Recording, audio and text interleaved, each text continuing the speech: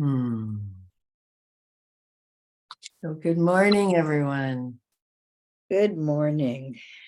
Happy 4th of July. Happy Independence. May we all become independent. Just in case you get curious about what's happening, it's not a makeup error. It's that my autoimmune thing has a little thing on my face right now. So I thought I'll just explain it, and we all know.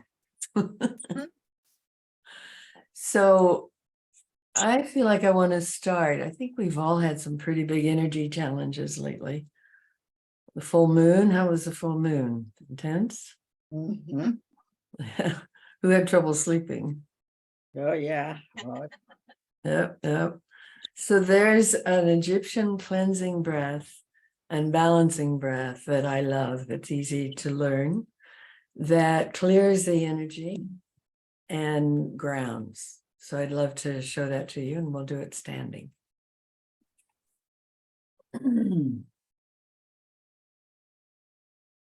see if you can find a place standing that you can move your arms that much.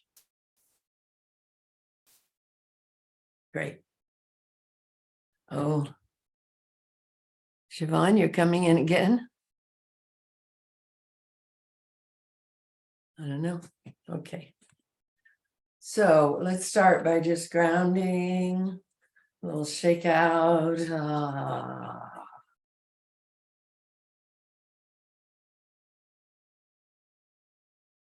And then we're going to build some energy.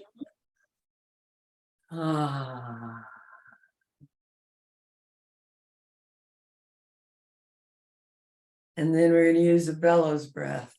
So it's in the belly and through the nose if you can. Mouth is okay. Just builds energy.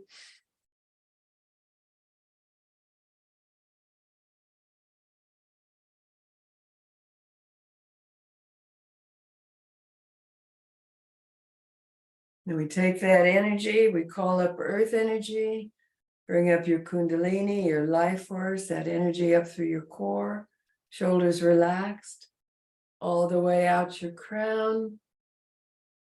Turn your fingers into a pyramid and bring your light down. And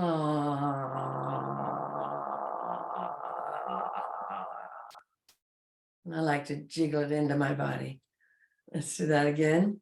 Calling up earth energy, kundalini, the energy we built, life force, up through the core. Keep the shoulders relaxed, all the way out the crown. Reach into your light, bring your light down.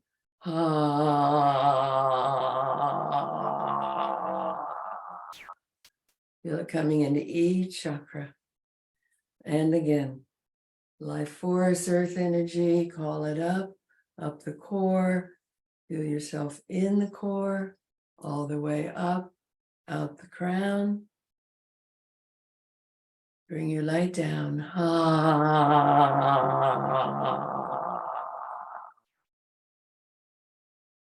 That's the balancing breath. The cleansing breath, instead of bringing the light down this way, we're going to do ha, and it just clears energy. So it's that kind of cutting through energy. So it comes from here. So do ha, Ha, ha, ha, really open jaw. Ha, great. ha. Let's build some energy. May this serve the whole world. Bellows breath.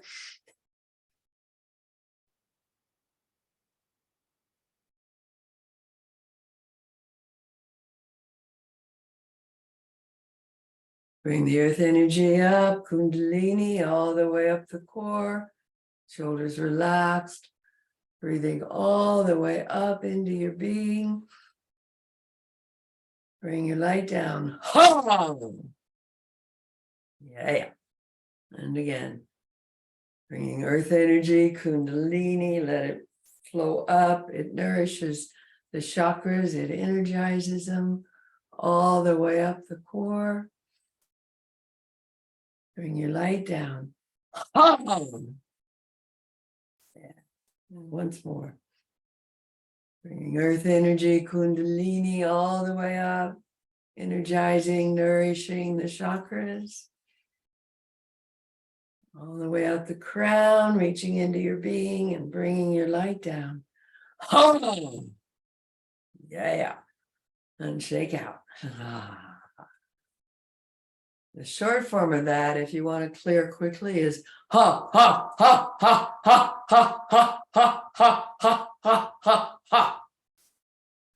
You do it in the back too. It releases cords, it clears your chakras. Ha, ha, ha, ha, ha, ha, ha, ha, ha, ha, ha, ha, ha, ha. Yeah.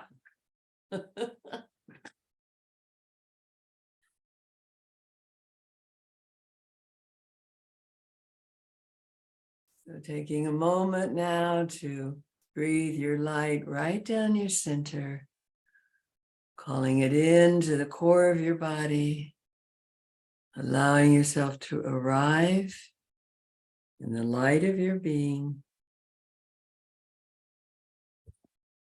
arriving in the heart of this moment, this sacred moment.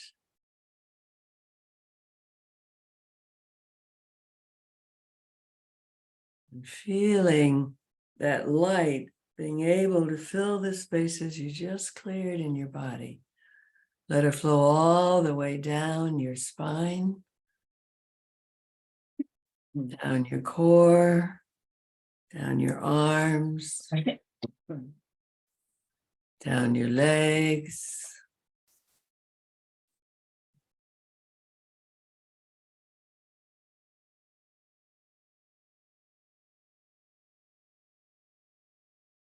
and into your feet.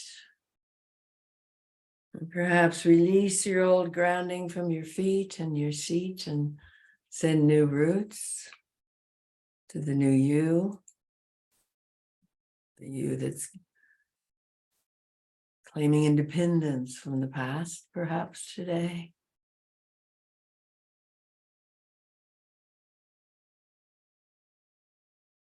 Let's ask from Spirit for a sparkling, iridescent waterfall of liquid light. Let it wash through you. You can use your hands if you wish. Brush out your field. Let it wash through you and through your subtle bodies. Bathe yourself in sparkling, iridescent, liquid light.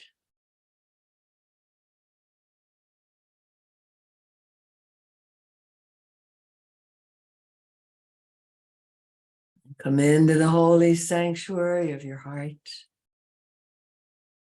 and offer yourself love and blessings there. The heart of your heart.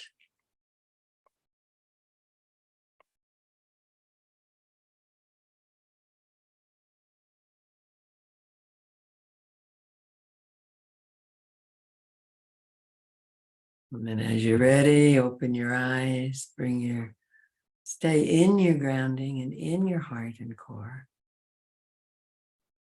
It's always lovely to be able to open your eyes and be yourself. Be fully in your power center. Great.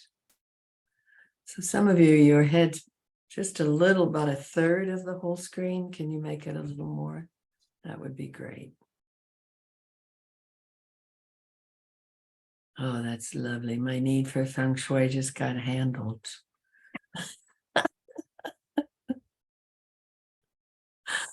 So I just heard back from Brooke. Go ahead without me. I'm tied up with the holiday and we'll watch the recording. So I'm sad she isn't with us. We send her our love. And I found the clock, so we can do our check-in with the clock. So what's alive for you? What are you passionate about? And thinking back to, or feeling back to the intentions you set for this week. What would you like to share about your intentions? Who wishes to begin?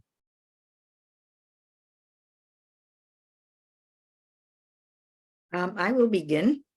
Great.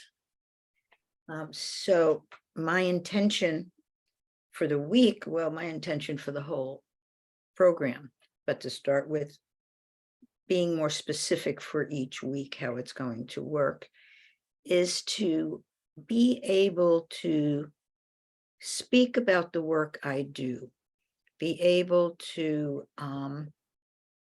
feel comfortable about the way I speak about it, and to feel that who I'm speaking to understands what I'm saying. Okay. So my first thought was to start giving it a name, which I think I put online, to give myself a name. What is it I do? So I did do that.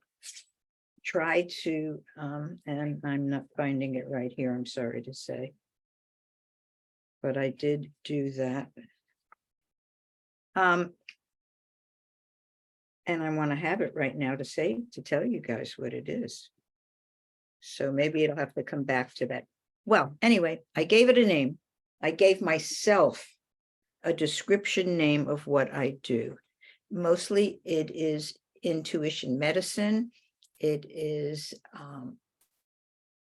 well, I can't think of the words right now. They were perfect. And I had them in a dream and I wrote them down. Then it was a matter, okay. I found them if you want me to say them. You put them in your chat. Thank you, please. Yes. Okay. Education and practitioner of intuition medicine for energy and balance, spiritual readings and life coaching, hypnotherapist. Yeah. Thank you. So that's the beginning of it. That's the framework for it. Now, I was. So that's your 2 minutes. Can you finish in 30 seconds? Now, if you need to say more, go ahead, but. Really quick. So I wanted to have a support, someone to help me here in my world. And I found, because of who Evalena introduced me to, we found a woman's circle. And in the woman's circle, I met a woman who does this work, who is in corporate world and does like advertising, writing things. And she said, oh, I'd love to help you and you can help me. That's all I'm going to say right now. So that was the gift right there. Beautiful, beautiful. So would you like some lovin'? Absolutely. And sparkles of affirmation? Yeah.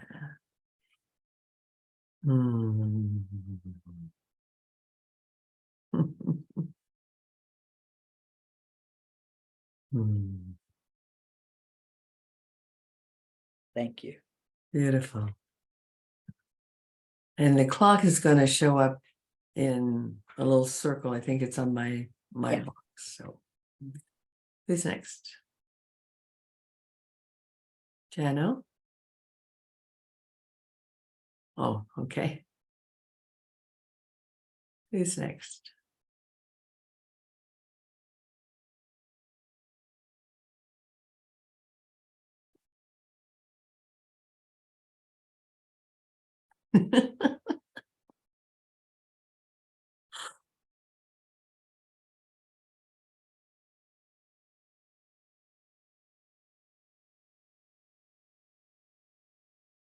Someone jump in, please. Okay, I got my cat settled. I just All right. didn't want him walking across my keyboard. Well, I'm actually one of the things I wanted to do was get more familiar with social media. So I have actually been chatting and using this Alchemy of Love site and posting things. So that's a good practice. I'm enjoying it. Maybe I'll even be able to use that in other places. And I did one of my intentions that has been on my to-do list for at least 18 months, maybe 2 years. I posted my Psychology Today profile, and I still having a little technical stuff to get it live. However, just the intention brought me an email from someone who was in one of my workshops in 2019 before COVID and wants to do some work with me.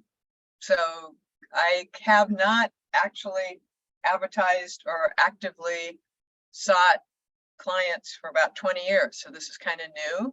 However, I am no longer taking insurance, and I don't have gave up my physical office last Tuesday. So I do want to increase the number of clients I have doing psychological shamanism. And so that felt really good to take the steps, and I'm really enjoying this group.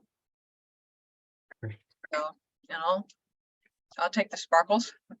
Great. And you did your listing. Yay. Yeah.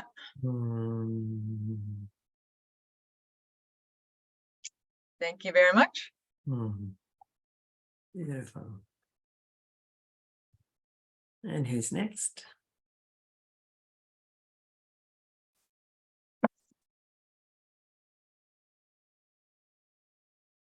I'll go next. Great. It was an interesting week.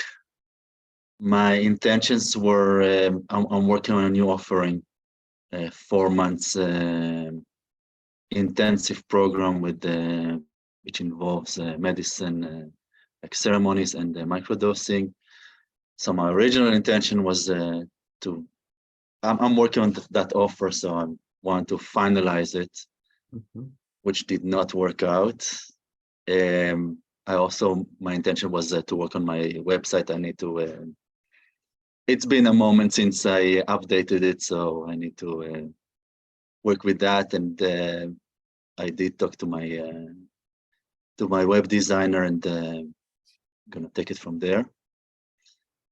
I noticed I got entangled in some energy this week.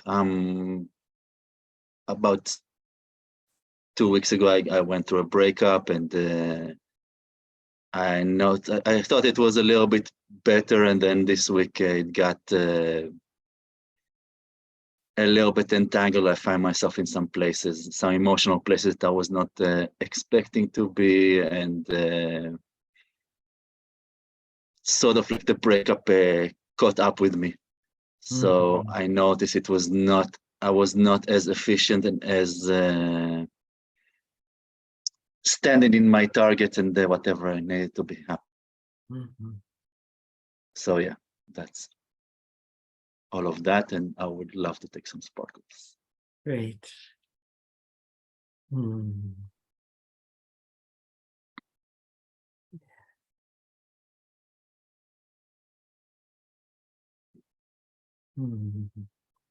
important we make room for our grief. All our feelings. Not always easy. And welcome here. Thank you. Yes.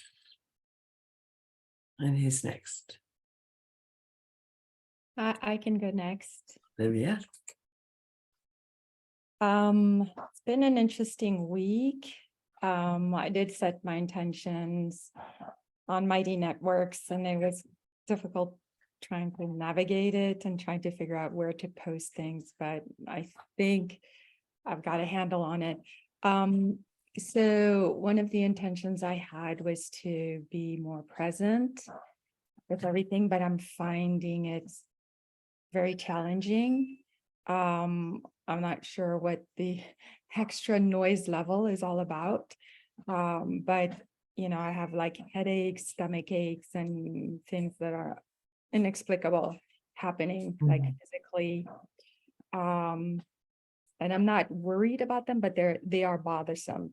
So my overall intention with the class and this program is to really embody joy and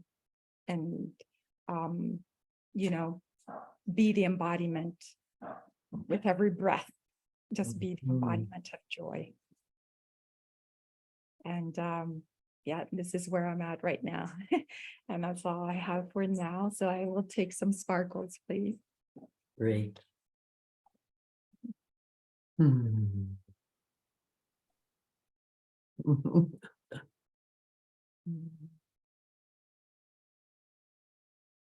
Mm. Thank you.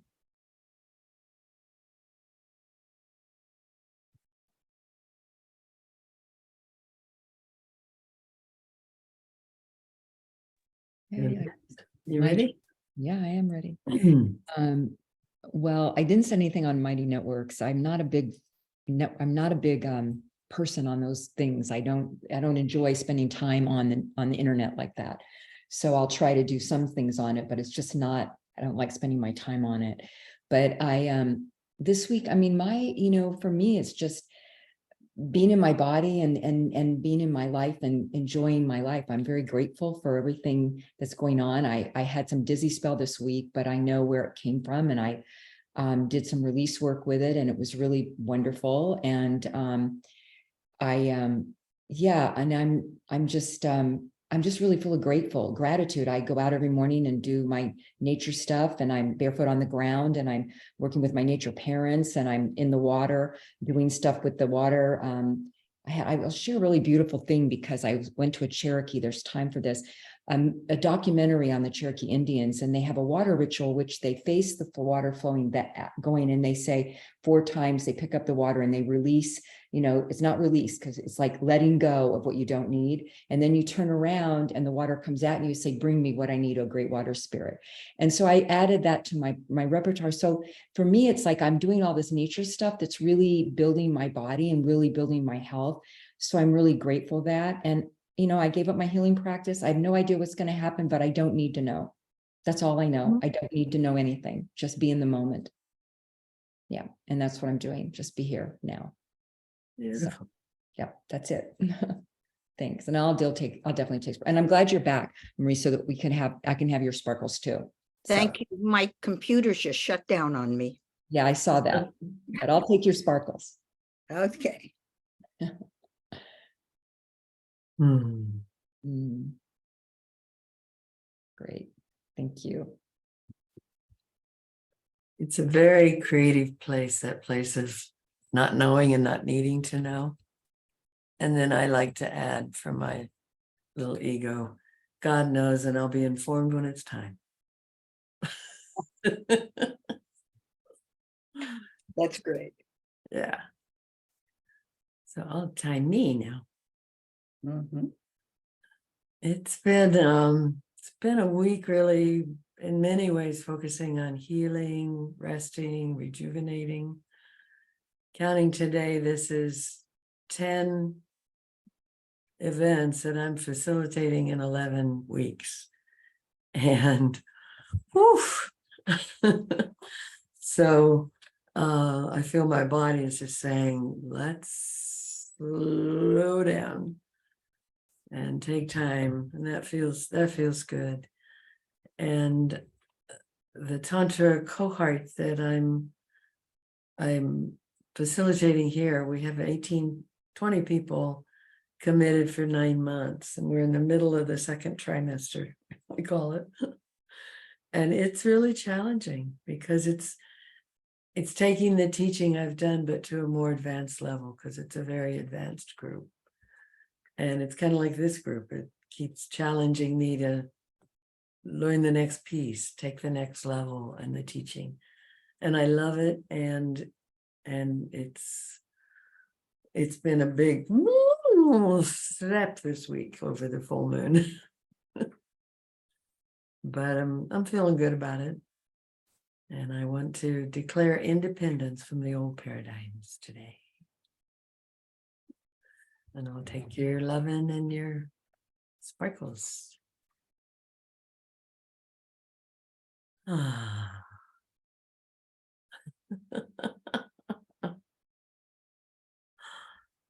Yay. Thank you. I'm I'm going to close this thing.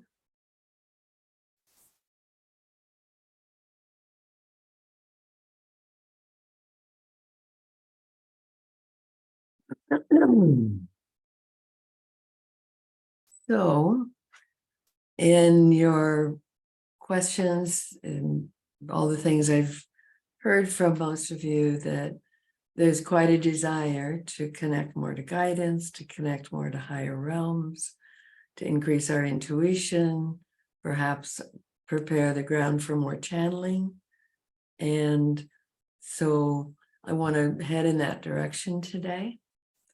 And I think the first skill to increase, to grow, is our ability to really hear our inner voice, to hear the still small voice of our own intuition. You know, it's so funny because we have to really get quiet to be able to hear it. It's quieter than the mind. And that's part of how you recognize it's intuition. It just has that quiet certainty. So, and one of the ways to grow that intuition is, if you get an intuitive hit, follow it. And then notice what happens. If you hear something feels like guidance, check it out with your heart, and then follow it if it feels resonant, and see what happens. Rather than, oh, I don't know, maybe that was me. But to almost like give those aspects of yourself a chance to be heard. So today I want to focus on all means of knowing. Whenever we're asked something, the conscious mind often answers first. It tends to act like its source. So you say to a client or a friend, I'm wondering how you're feeling about that. And they'll say, I don't know. Right, you don't know. It's not a knowing in the mind. Or, well, I think maybe, you see, the mind's trying to do the feelings work. It's fine for the mind to reflect on feelings, and it's our rational center. It's a beautiful resource and kind of clearinghouse of all that comes in, and it wants to be informed. We want it to allow itself to be informed by intuitive mind, by higher mind, by spirit, and by these other means of knowing. So it's one of many means of knowing. And when you're wanting to seek answers, like, how do I name myself? Or how do I put this work out? Or who am I calling? You can check all these means of knowing. So another means of knowing is the heart center, which I had pulled up until we did our little play. Here we go. So I just went into Mighty Networks over here, and I will do a screen share.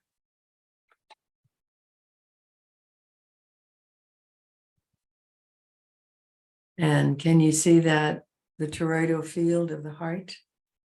So the heart is 5,000 times stronger electromagnetically than your brain. It has all these neuronal pathways. There's a song, think with your heart and feel with your mind, because the heart is a source of information. And the heart's electromagnetic frequency, it arcs up out of the heart and back in and creates this torus. And it's in every direction, toroidal field. So you see, a fully open heart chakra is about 6 feet across.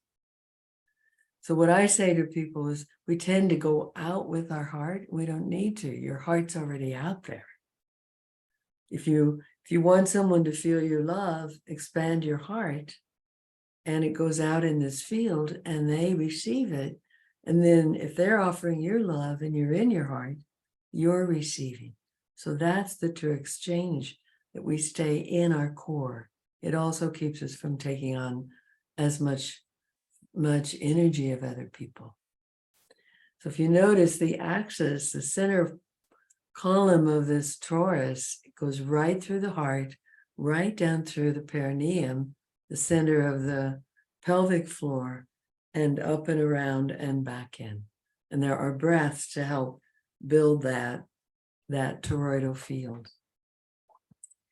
This field envelops every cell of the body. We're sitting in our heart field. Isn't that kind of fun? It envelops every cell of the body, extends out into space around us.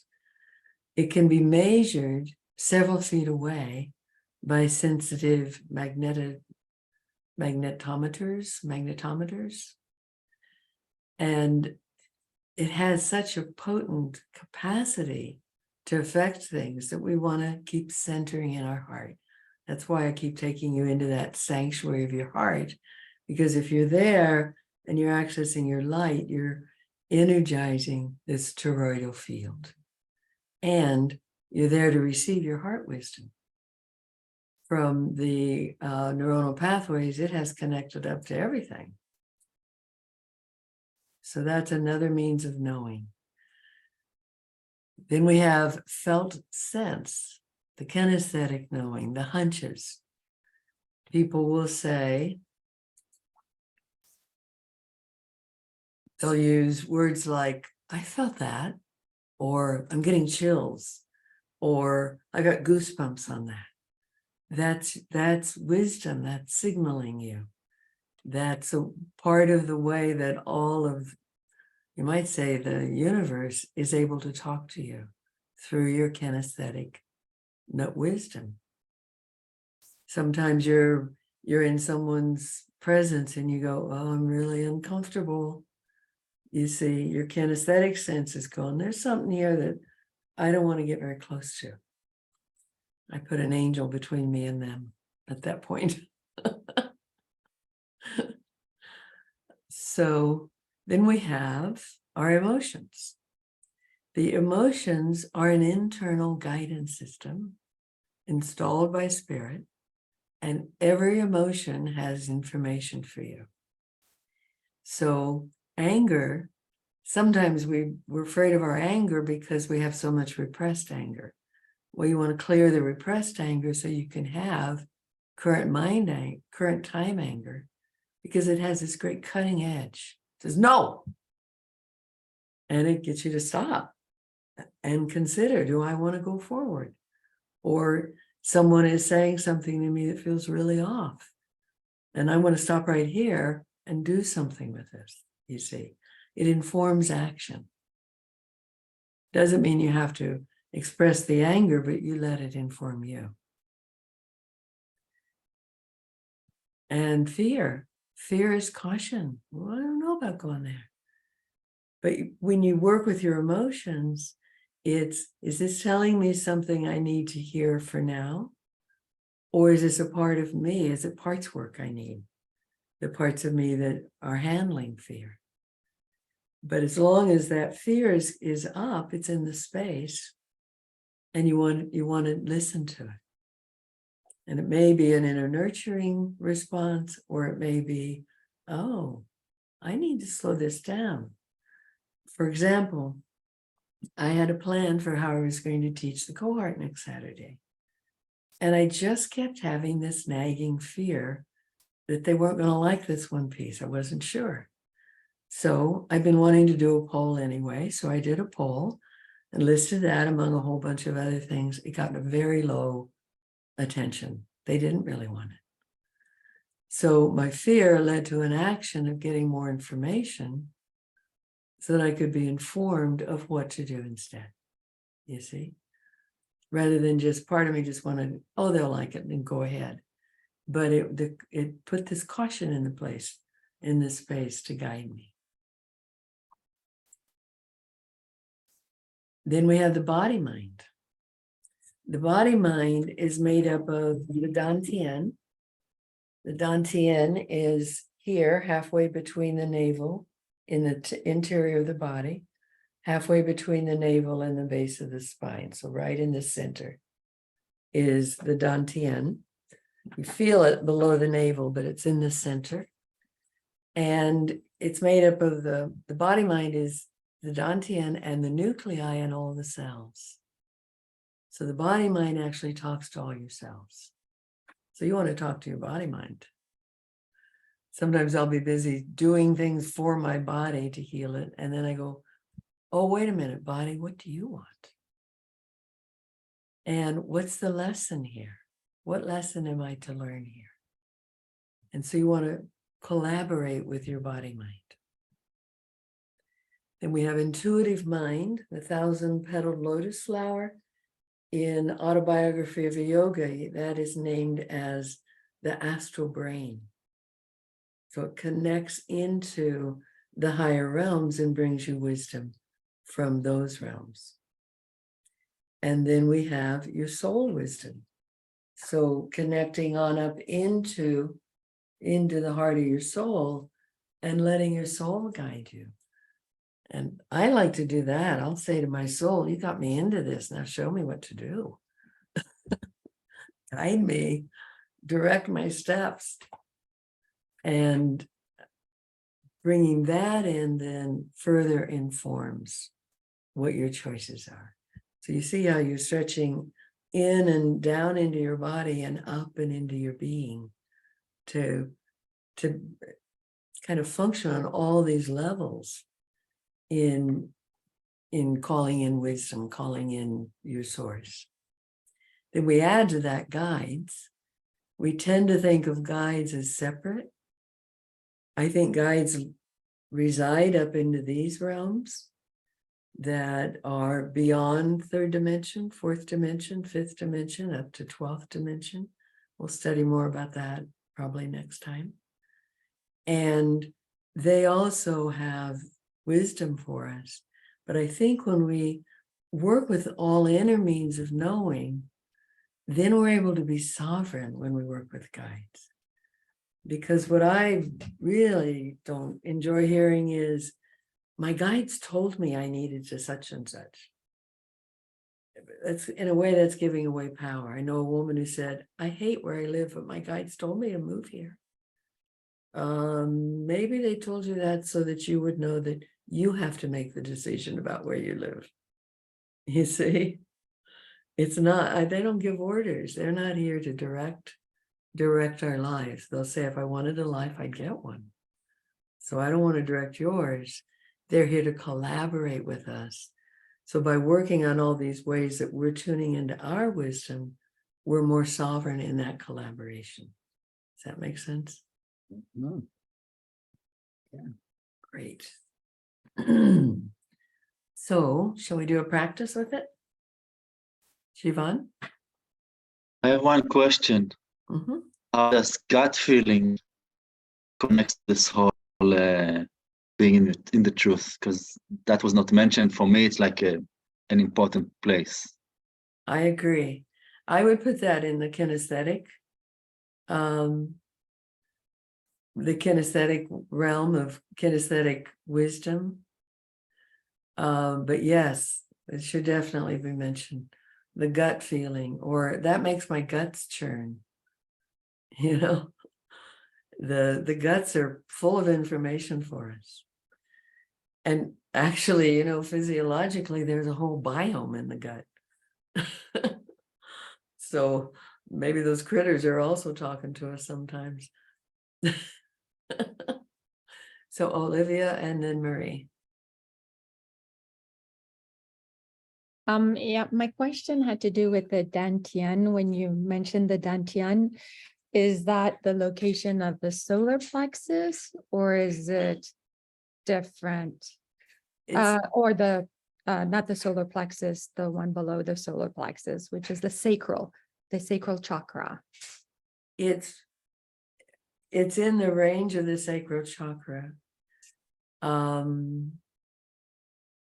No, I don't think it's the same thing. It's the body wisdom center. So I think of it as below, between the first and the second chakras. It's the body wisdom center.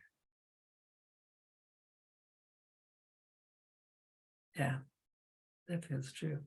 I was just checking with my friends in high places. Marie, your question.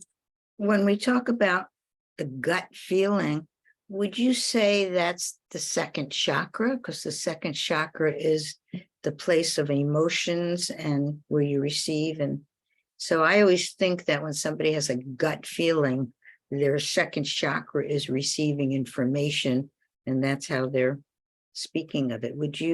Does that sound right to you, or what's your thought?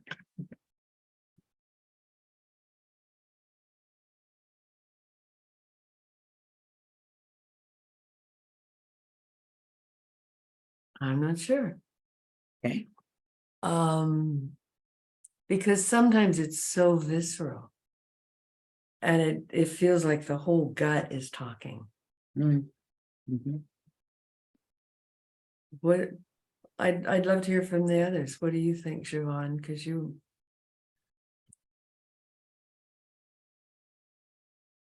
I think it's the emotional part for me, at least.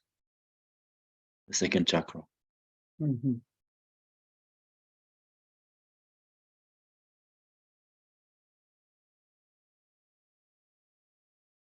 maybe it's the place where the kinesthetic body and the second chakra work together. Mm. Because I think it's an affair of the kinesthetic body, of the energetic body. And it is the emotional center, the watery chakra. So let's say they collaborate. Does that feel Yeah, that sounds Yeah. good. great? Any other questions or comments? I was just going to comment, I turn off my video when I move about because I'm on a walking workstation. And when you mention the body's like, yeah, I want to do some squats. So I just turned off my video. So I'm listening, but I know it can be kind of distracting if somebody's moving around too much. So just to let you know what's happening when I turn off my video. Thank you. I'm okay with you moving around, so either way.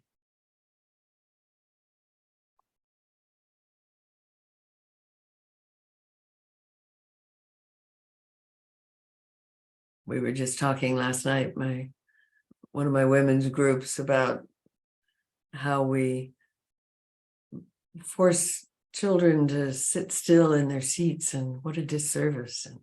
And I think all of us moving is a good idea.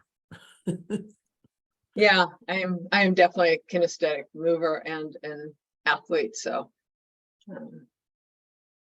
I was actually going to post so that people can see actually where I'm at, because I have a walking workstation for my computer, which means I walk a couple miles every time I write.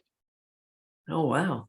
Mm. Yeah, so I'll post it. You can see it later on the website. Great. Mhm. Okay, so ready for an exercise? Sure. All right. So if you have your journal with you, Mhm. going to work with an inquiry and access these various means of knowing and see what we learn from each one.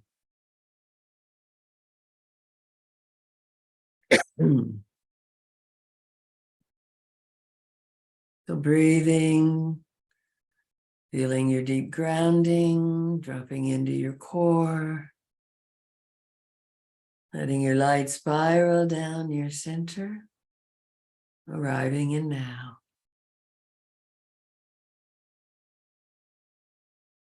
And the inquiry, the question we're going to work with each means of knowing is, what is the deepest purpose of my work, and how can I align to fulfill that? What is the deepest purpose of my work, and how can I align to fulfill that? And if of my work doesn't fit, what is my deepest purpose now, and how can I align to fulfill that? So first, let's tune into your mind. Conscious mind, you get to go first. What do you think about that? I'd like your wisdom. And what is the deepest purpose of my work? And how can I align to fulfill that? Keep wanting to say, what is the deepest purpose of my life? And how can I align to fulfill that?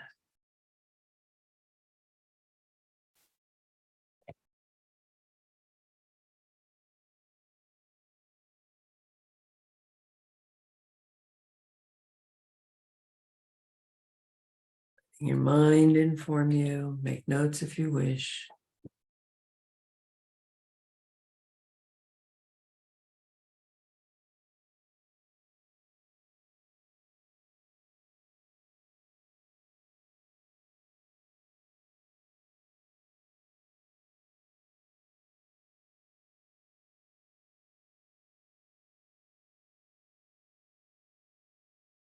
Anyone need more time? Raise your hand.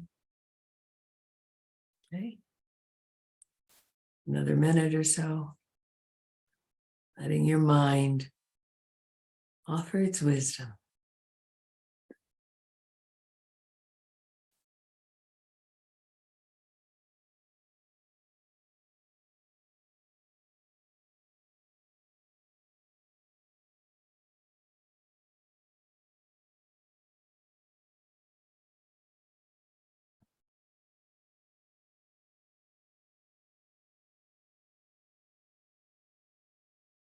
Marie, was that you ready or? Yeah. So now asking your mind to be still. Thank you so much, mind. You're so helpful. I love you. And I'd like you to be very still now and take notes so I can allow other voices inside to be heard.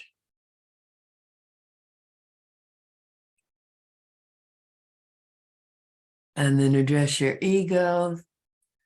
Oh, dear ego, you're so busy taking care of me. Thank you so much.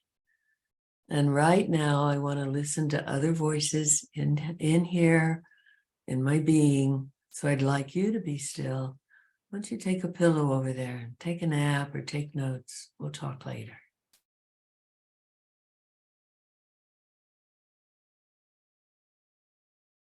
And then allow the sense of you, your point of consciousness to flow down your core, breathing in your light, breathing yourself in, come and sit in your heart. So you let your light spiral down your center, you follow it in, come sit in the sanctuary of your heart. And ask your heart, what is the deepest purpose of my work? And how can I align to fulfill that?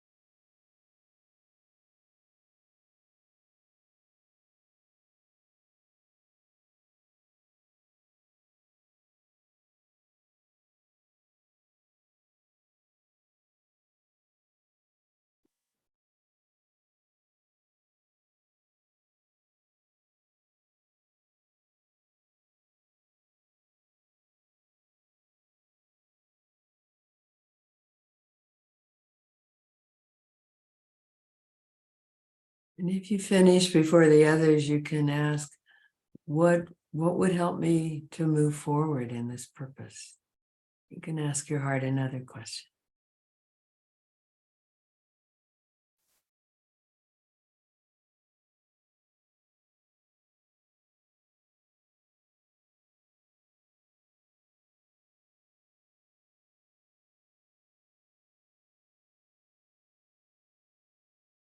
Ready to go on? Who needs more time? Raise your hand.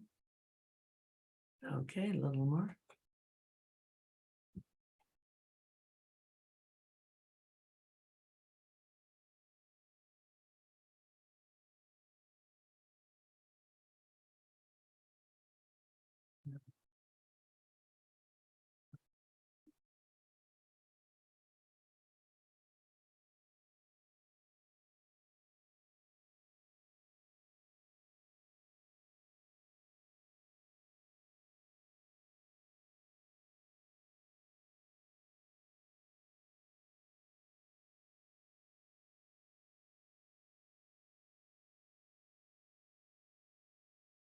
Okay.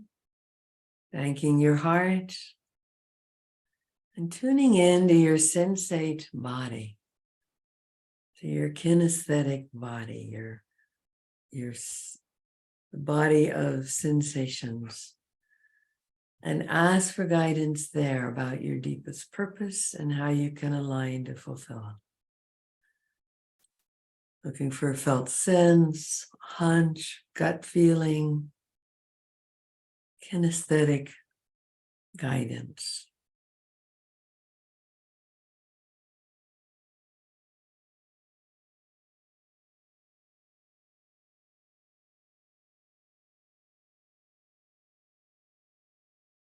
We might ask, what does your gut tell you? What do you feel in your center?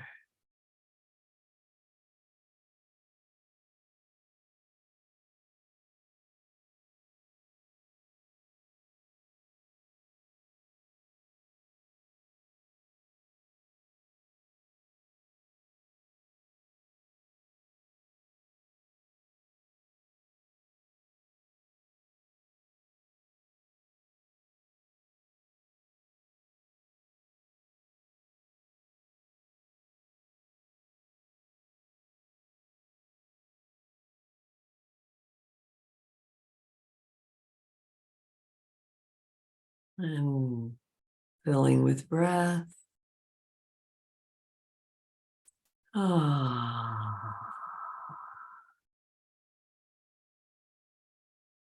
Tuning into your emotional body. What emotions come up when you look at what is the deepest purpose in my work and how do I align with its fulfillment? What do you feel? Fear, anger, happiness, sad, myriad emotions. What are they telling you?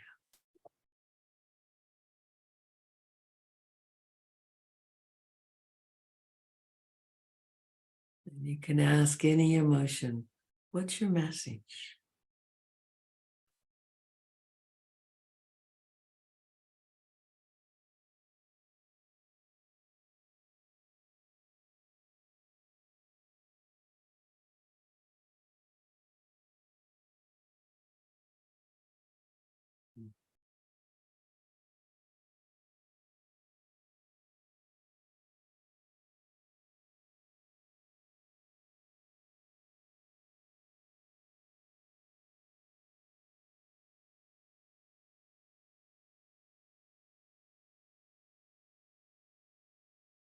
Anyone need more time?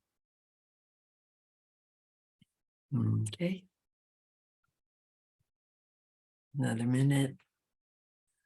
And if you're waiting, just ask, is there anything deeper here?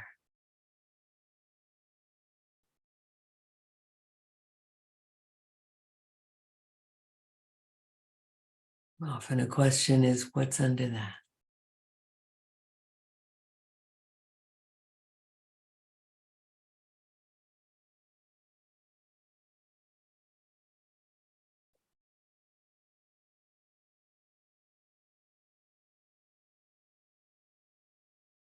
Okay, thank you. Now tuning into your third eye. So imagine you can feel the light of your being shining right into the center of your brow, the third eye, the pituitary pineal area. Right in the center of that, the vortex of that chakra, and open to it. And asking your intuition, what does my intuition say about my deepest purpose? Aligning with its fulfillment. They feel like thinking, but it's more expansive.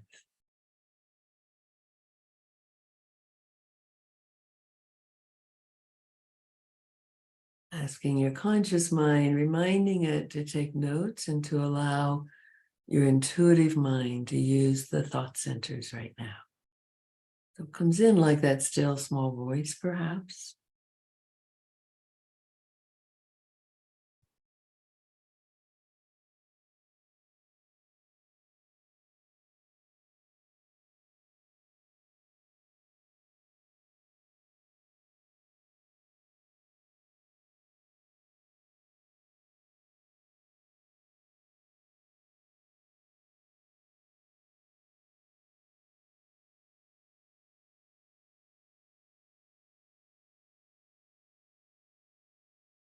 You can ask your intuition, how do I move along this path?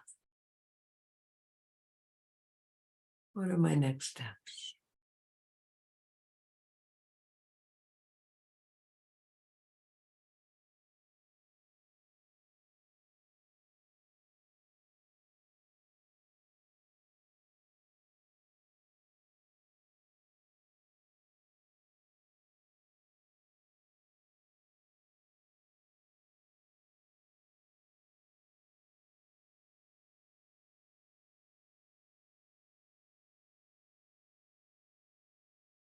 Okay. Ready?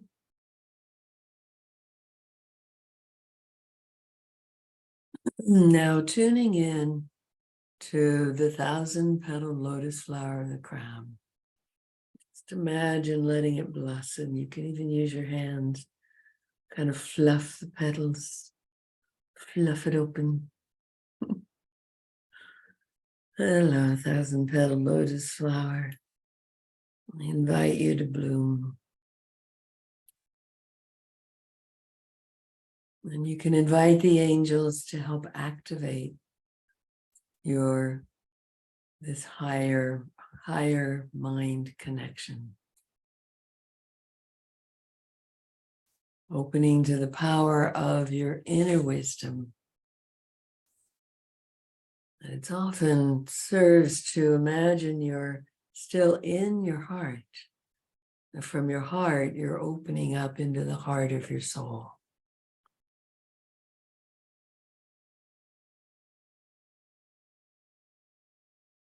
All the way from the heart of your heart to the heart of your soul, staying grounded in your body, expanding into the heart of your soul.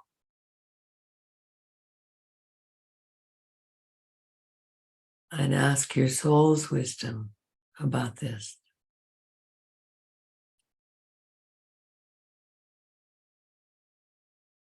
Soul, guide me.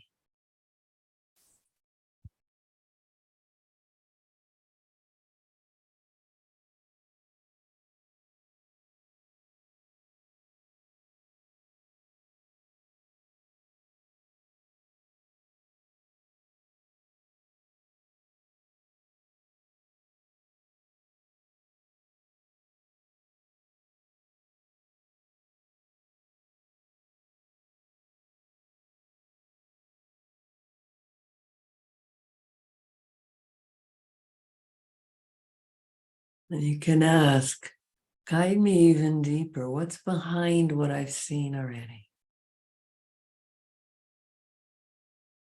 Help me expand into this purpose, into this alignment. How do I do that? Show me.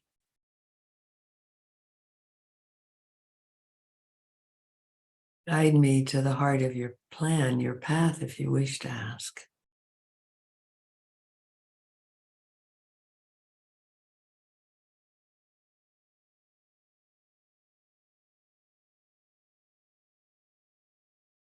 And allow yourself to hear this wisdom of your soul.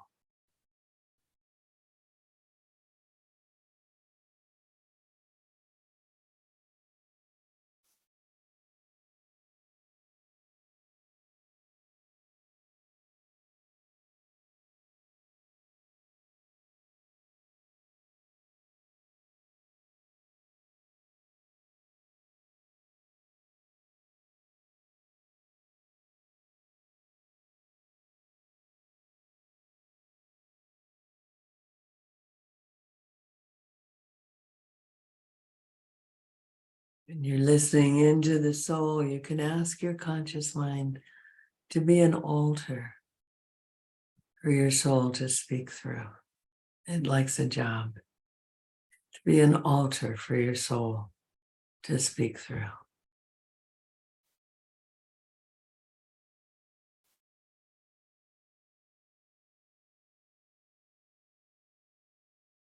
Ah.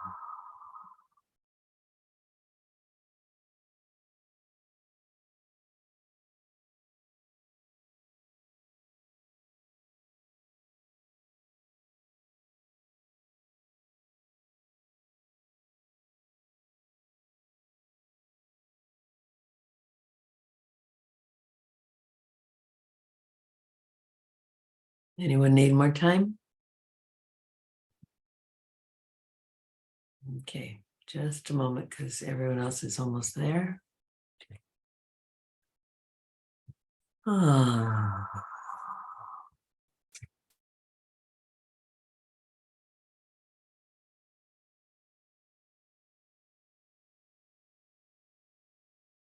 Full breath, feeling you in your core, connecting to your soul. And let's connect on up into spirit, into the quantum realms. And your soul knows how to do this. You don't need to know how.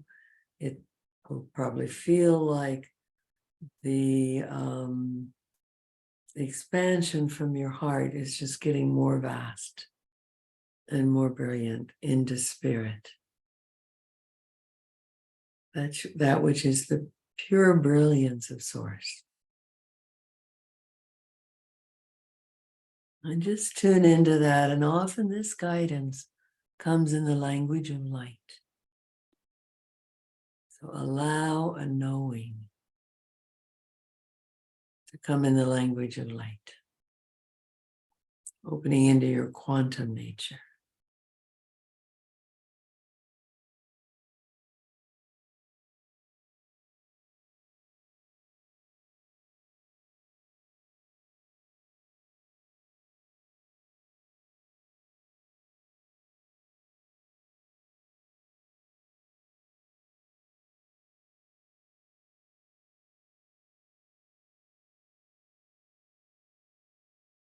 And now, let's call in that light of spirit, invite it to come into the intuitive mind, to be informed by your multidimensional nature. Spirit knows how. And that informing from spirit through soul, through your intuition, often comes in knowings. You just know. They could be in the language of symbols, language of images, or just got it. All of a sudden, it dawns upon you. And actually, the masculine guidance often is more verbal, and the feminine guidance is often more holistic like that. It dawns upon you from the feminine masters. So let's bring that in, bring that light from spirit into the intuitive centers, blessing your intuition. Bring it on down, bring it into your heart, bring it into your core. Ask it to inform your nervous system and your body of the changes desired. So the light of your being is informing your nervous system and your body of the changes desired.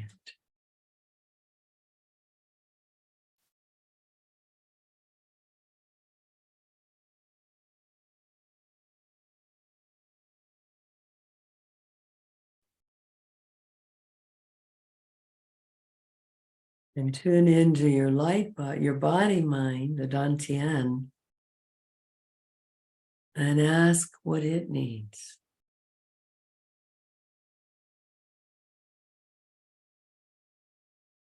Let it be informed by universal mind, by this energy that's coming from the quantum levels. Let it be informed. And what do you need, body, for these changes in alignment? What's its wisdom?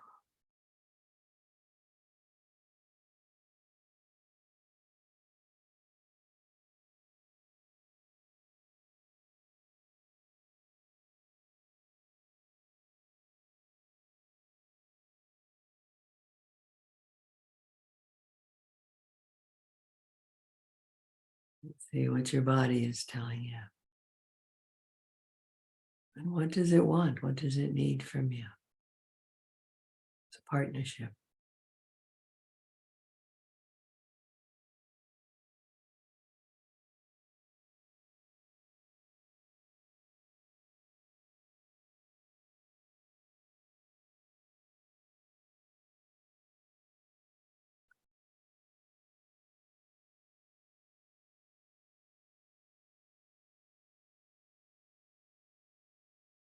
And one more step.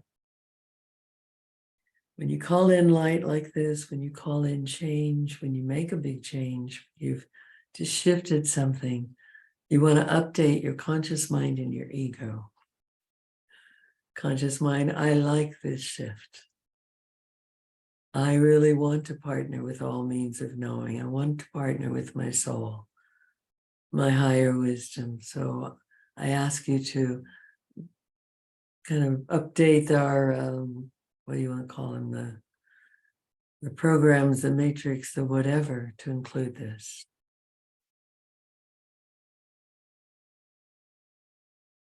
Let's see if you get agreement.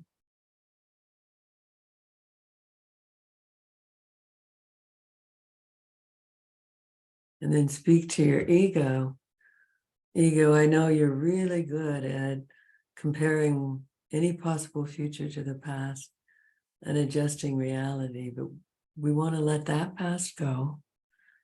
We're setting a new ground floor, a new template here that allows me to be more deeply aligned with my purpose and with my spirit, our spirit. So I want you to update your sense of ground floor to this one. So you bring it into current time. Calling all of me into current time.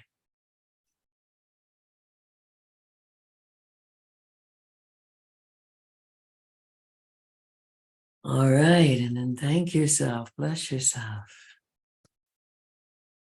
We're going to go into our break, and that'll give you a little time to just consolidate what you've learned, and then probably share about it with the council. Check in with them about it, okay? So let's come back at the hour.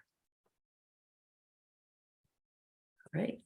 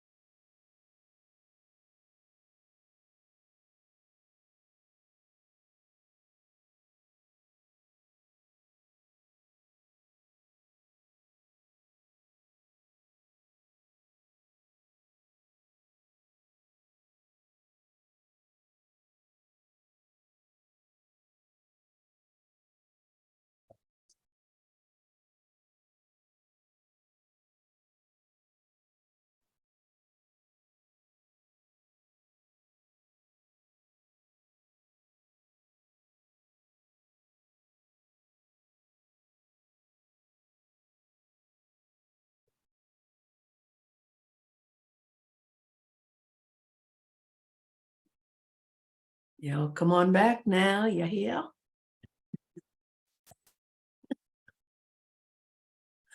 I lived in Texas.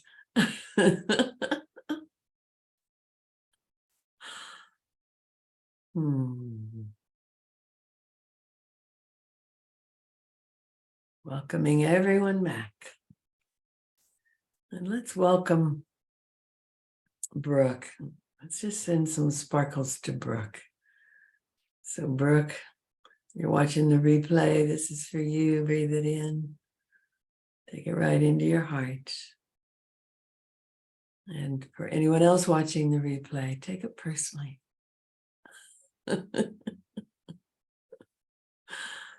Yay. Interesting how giving love brings us into our heart, huh? Yeah. So let's bring in the counselor 12 and see what we learn. Ready? So breathing, grounding. We use this moment to create a safe and sacred container to ensure that only beings serving the highest love light, the highest truth, the highest brilliance, the highest, the most radiant sources.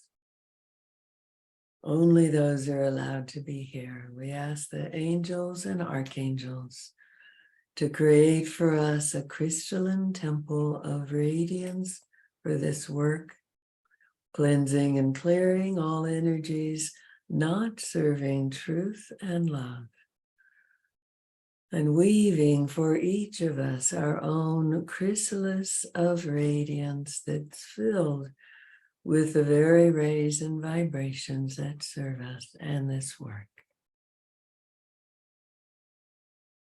I ask God, Goddess, source of all that is, encompasses so completely in your magnificent radiant heart that only beings serving love, light, and truth may participate in any way. Deepest healing and highest guidance is received. Calling in the radiant heart of your soul, most aligned with the heart of Source. And calling in the Council of 12, those beings who are in alignment with your highest good of your being, who are your guides and angels, are welcome as well.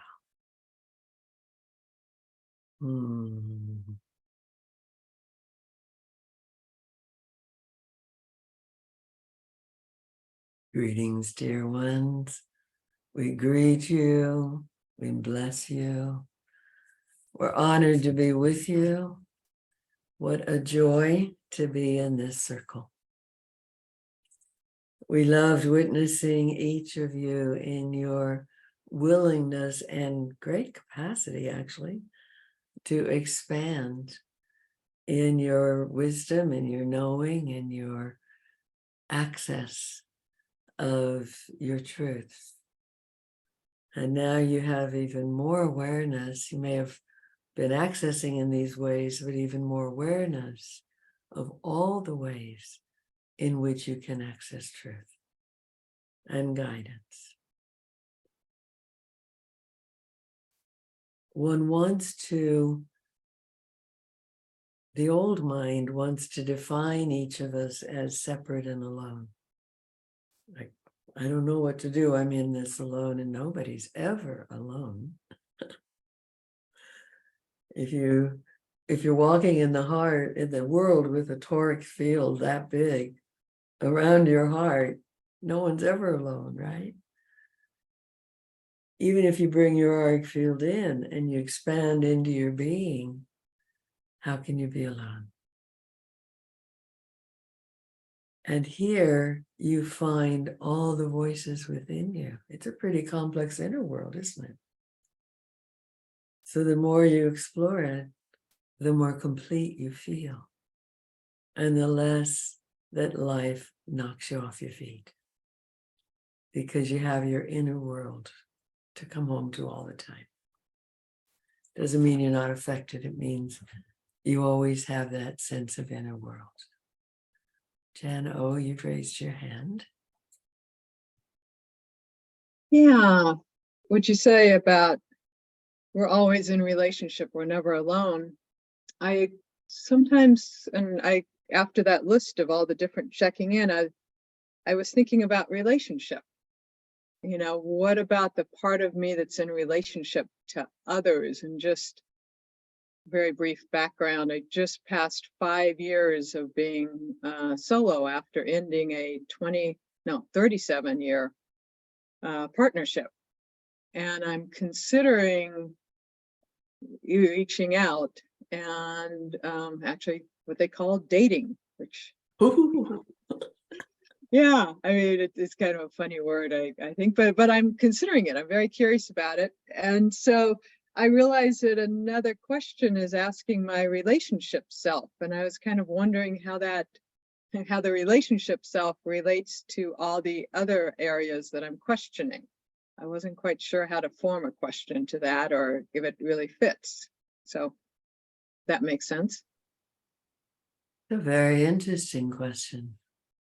So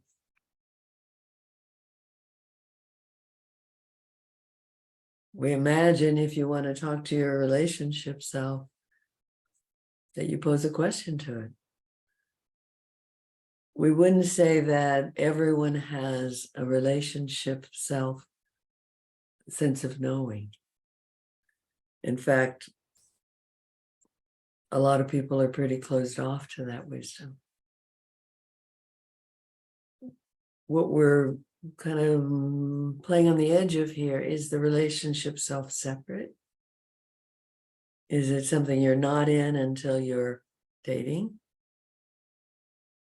And then is it a true aspect of yourself or something that gets created for the dating world? You see? Because our sense about being in relationship is you want to be your core self as much as possible. So what's your thought? What's your felt sense of the wisdom you'd want from this relationship self?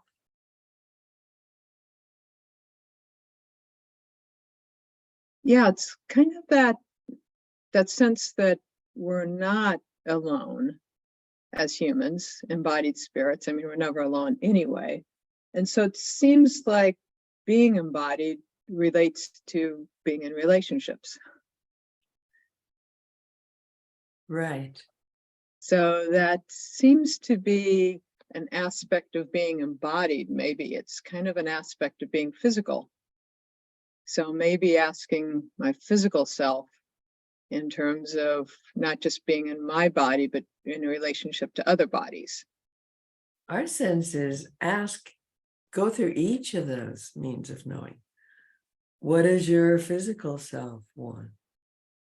How does it want to be in relation with another? How does your heart want to be? How does your gut want? What does it want? What does your intuition say? That it would seem wise to be informed by all means of knowing in something as important as a relationship. Mostly because they take a lot of time and work, so you want to choose carefully where you put that energy.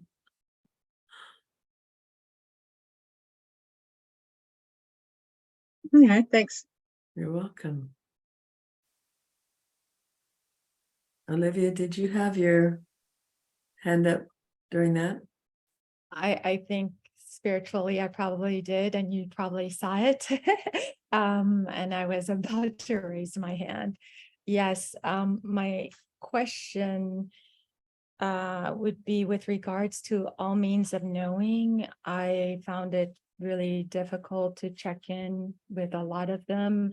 It wasn't until we got to the means of knowing of the third eye that I did get images. And I don't know, maybe because my body is kind of feeling fatigued right now. I'm not sure what I'm experiencing. But in order for one to be able to access like all the means of knowing, it would take practice, or would it take much more than practice? Practice. Practice, practice, practice. And also expanding your definition of what receiving is. You see, so if you're looking for something you can write down and you get something that's a felt sense, you can say, I'm not receiving anything. But when you tune into, we probably should have said this, to all of your receptors, possible receptor sites. So even you're asking your heart, it might be a feeling in the heart. It might be some images develop. There might be words. It's often speak very succinctly. It might be a feeling comes over you. That you tune into something that maybe came from another means of knowing, well, what if this is so? And your body, your heart just has your whole body go, oh. Yeah. When Evalena demanded of Spirit a clear sign about whether to move to Asheville, North Carolina, when she got it, she woke up knowing, and she felt into it. She went, oh, how's that feel? Went into her heart, and her whole body relaxed like that. So the answers aren't always linear. So you can work with an exercise like this again and again, or just in your own self. So what am I getting here? What am I getting here? What am I getting in my belly? So you're checking and adding to the store of information about your question, your inquiry, just by asking. The response may come 2 hours from now with a big insight. Oh, you see? Because in a way, what you've each done is you've set in motion, I want to know this. I'm activating my means of knowing. I want to know this. I want to align with my purpose. Thank you. That does answer a lot. And I just want to add to, or perhaps add another question, if I may, to what you've just shared with us. So in this moment, as we're doing the exercises, whatever moment we may be in, the answers that come are not necessarily for all eternity. They will change. Is that correct? As we evolve? Okay. Absolutely. Maybe by tomorrow. Yes, they will change. And that's that place that Juliet was mentioning of not knowing. You see, if you tune in, you get the guidance, and then you can still step into not knowing and just do what's next. And then that guidance next day might be a little different. You see, what we're moving toward, what we're encouraging for each of you is to move from the place of trying to get certainty to a place of trusting. When I'm in the flow and I'm listening, I know what to do. You see? So we did a piece, we did a satsang, both online and one in person, about will and surrender. And the will is the part that moves forward, that wants to create action. The surrender is you do your action and then you turn it over again. You see? Rather than, I'm going to check in once and then I'm going to write a plan and I'm going to keep to it. That's that linear way. That's what you might do in corporate. But in the cosmos, it's more, you can check in all the time, any minute. Evalena was writing a poll, Marie and then Siobhan after this. Evalena was writing a poll this weekend and started to do a certain question. And she had asked guidance to work with her on it. And it was not that one. And we helped her hone it. You see, you never need to go anywhere without guidance. And you always have these means of knowing. So it's being fluid with it. Oh, now I know I do this. And then you check back in. Let it have your back. Marie. Yes, this was a very dynamic exercise for me. Hmm. And as we were going down each one, about my gifts, my talents, or what it is I have to give and everything else. The bottom was this always having this feeling of a lack of confidence. Am I good enough? Do I know enough? Am I educated enough? And suddenly, out of nowhere, I got the message that that's not a lack of confidence. That's a fear that you're not going to be successful. You've been afraid to step up and be who you are. It has nothing to do with, are you good enough or smart enough? It has to do with how many times I've been laughed at or whatever, and having the fear. And suddenly it was like an explosion for me. It really was. This was an amazing exercise, and thank you, because I could work with that now. Absolutely. I can definitely deal with that and stand up to all the gifts I've been given and where I am in life. And how I squander that by being afraid. That's ludicrous. So Right. thank you. Beautiful. Beautiful. So this is a great illustration of how guidance works. Our intuitive guidance, our own sense and guidance. That we invite it, we're open to it. And it may be totally unexpected what arrives, but it's what you need. You see, that's a gem for you. Yeah. Oh, brought me to tears. It's yeah. Yeah. Sorry. Wow. Yeah. And you got this. Yeah. I did. Yeah, Big time. absolutely. Isn't it interesting that in a way the psyche hid this under a story? Yeah. That you couldn't do anything about because it wasn't the thing to do something about. Mhm. Yeah. Yeah. Great. So have a good time sitting with your fear. Yeah. Feels like there's some parts work in it and maybe one or two other lifetimes in it. Yeah. I think so. Yeah. Great. Mhm. All right. And Siobhan. It's interesting that you were talking about surrendering and about will. Mhm.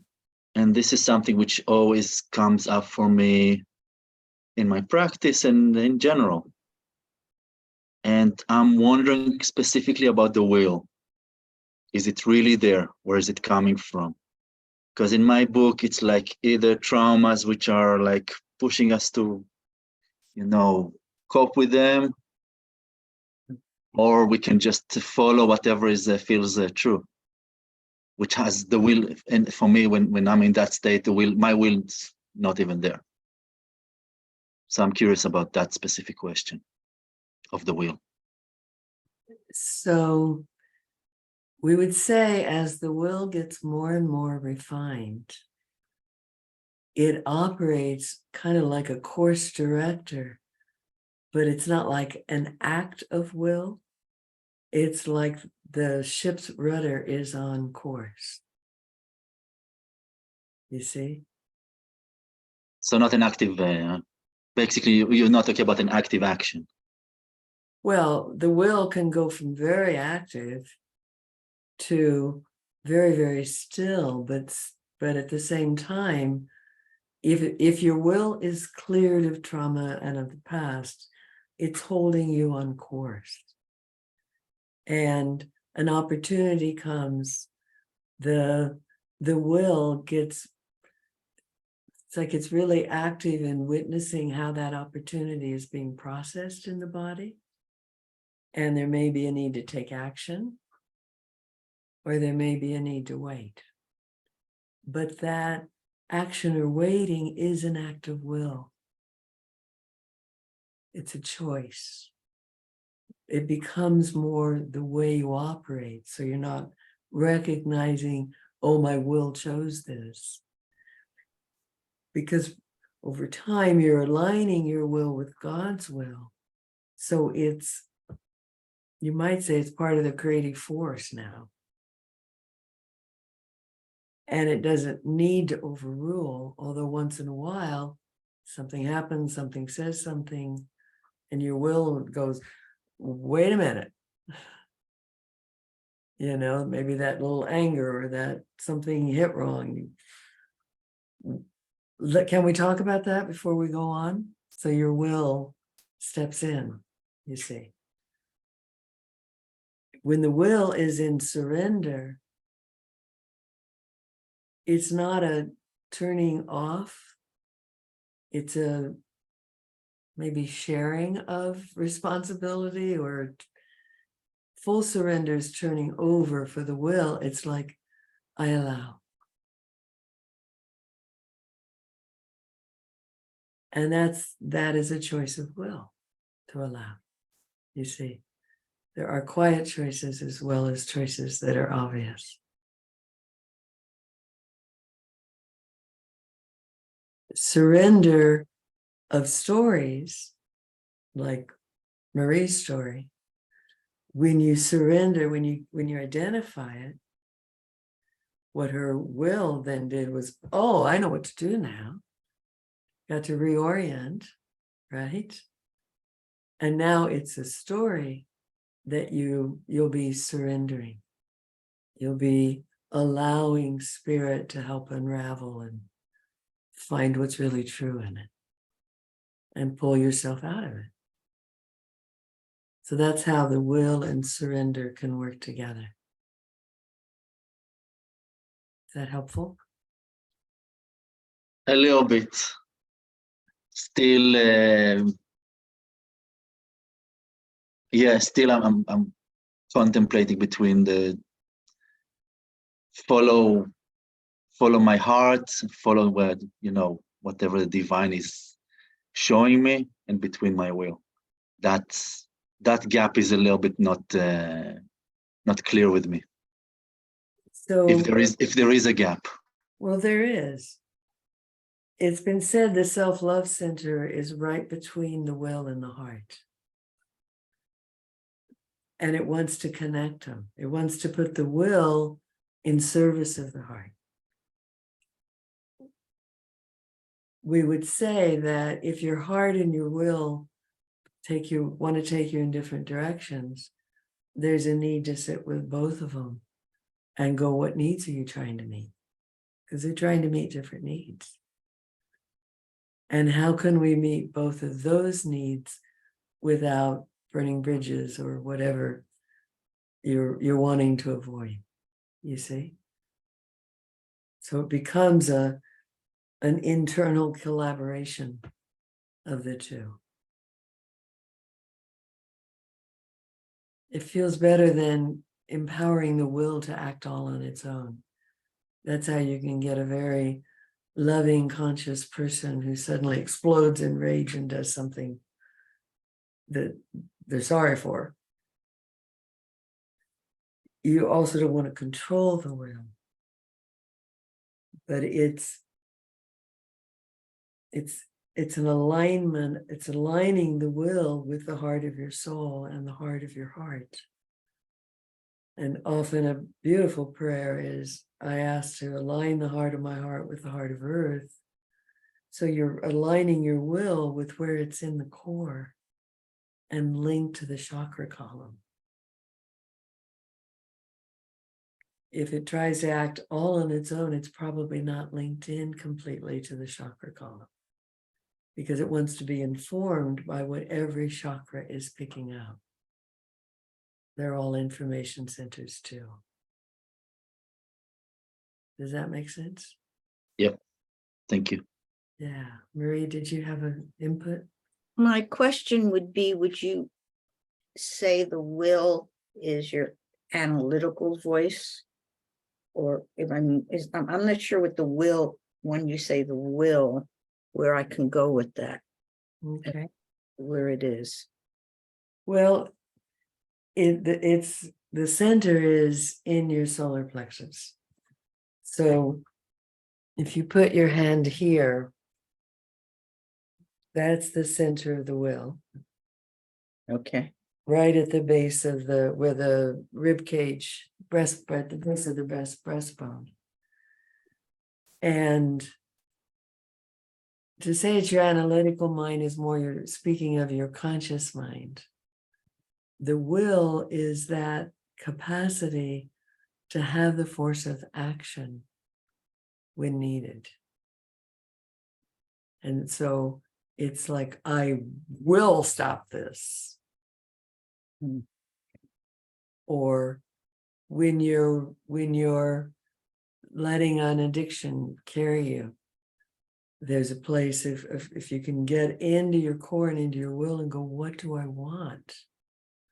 And then you operate from some deeper need or awareness that can shift the story, shift the behavior. So the will is also the part that can, you put enough testosterone with it, it might carry you into all kinds of places that take you out of your center.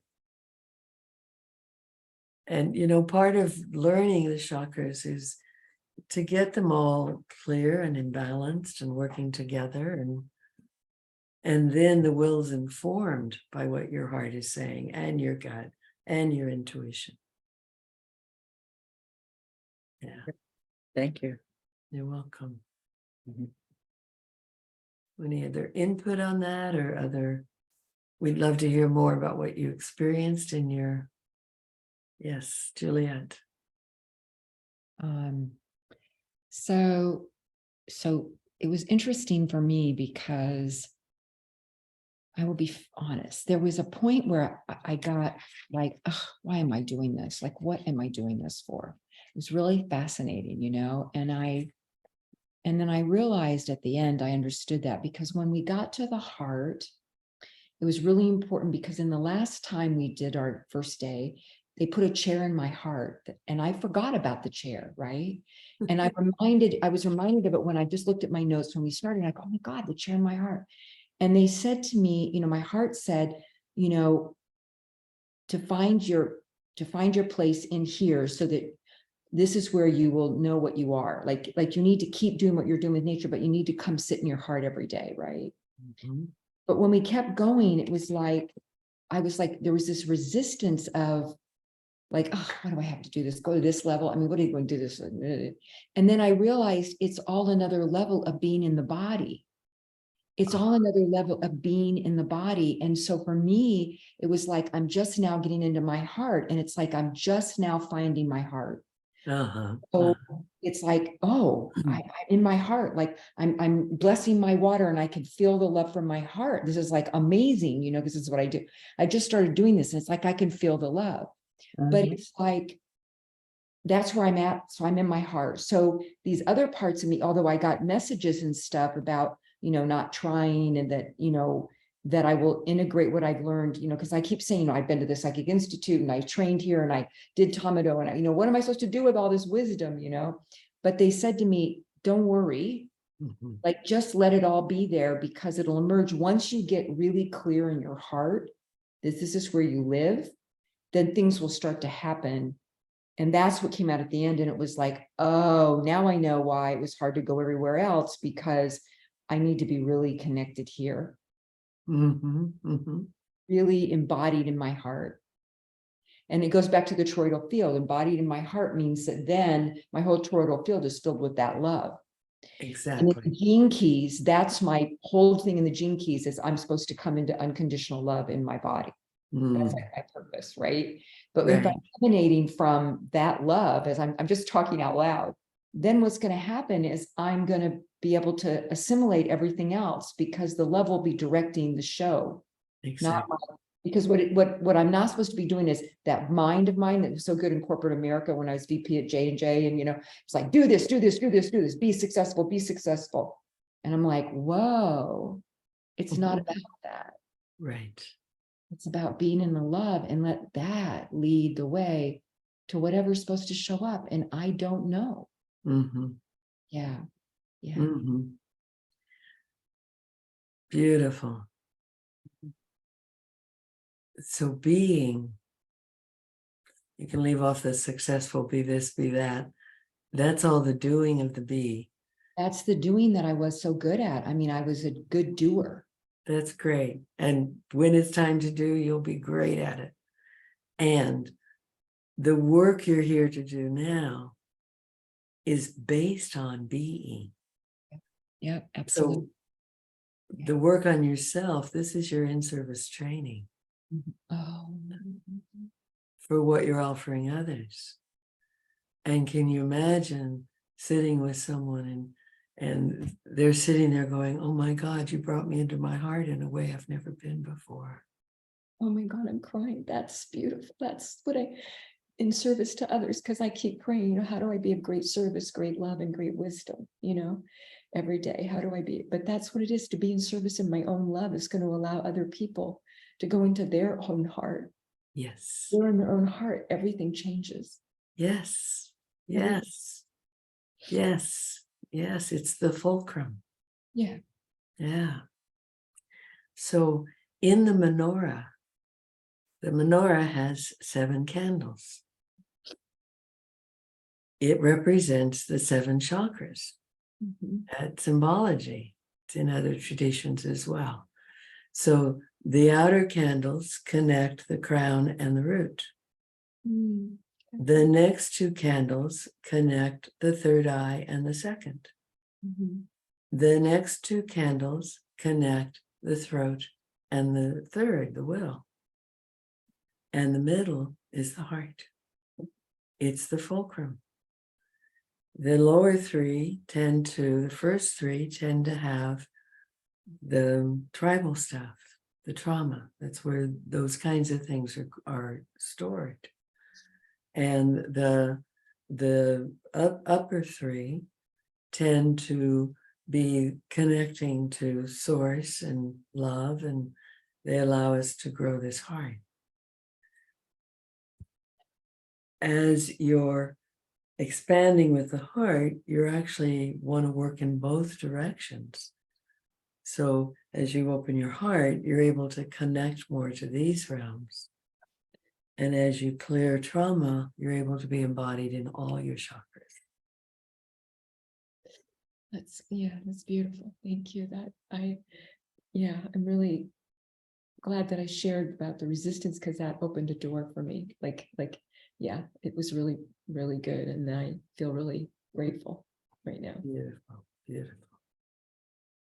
There anything here that you feel, because it'll always take us somewhere important. It's validating every bit of experience as a reason, a purpose.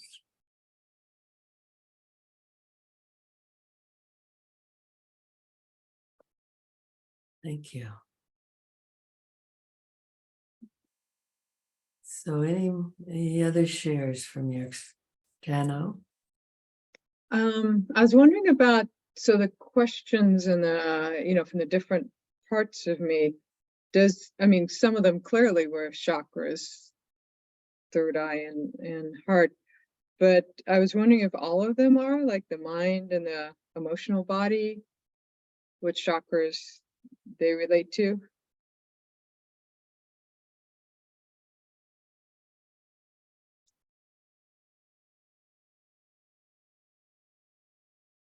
It's an interesting thing because they do relate to chakras and they're not just of chakras.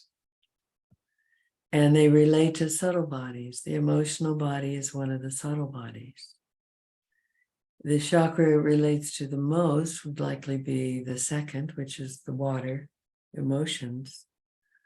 But it also relates to the heart. Mhm. And our challenge is in making something either or rather than yes and. So we wouldn't say the mind is a chakra. It includes what's happening in the brain, but also the will contributes to the mind. So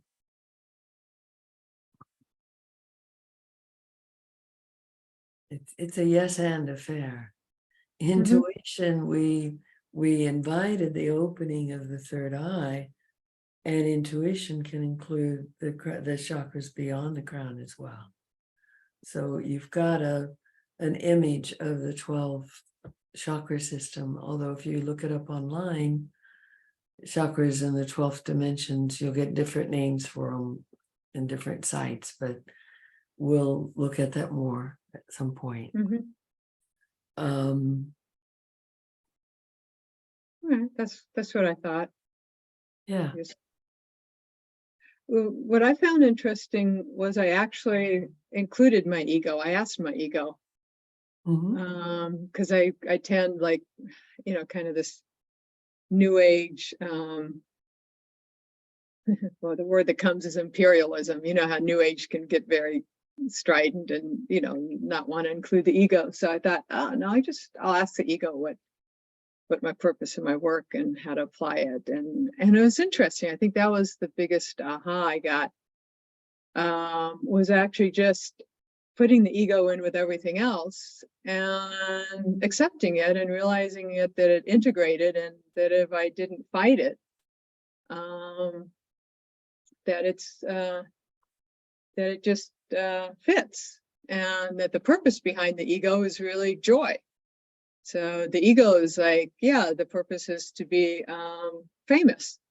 And, saying that I can, it's a little risky because, I'm not supposed to want to be famous. I'm supposed to just want to save the world and all this good stuff. And the reality is that, doing workshops and all, and when I am myself, I end up being very visible.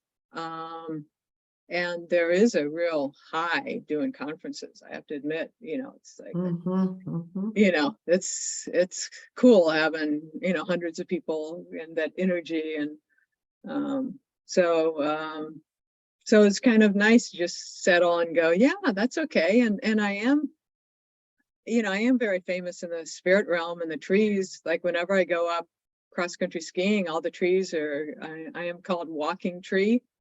That's how the trees know me, and they're just like, oh, walking tree. And it's like wherever I go, the trees are like saying hi to me. And so I'm very famous in the tree world. Yay.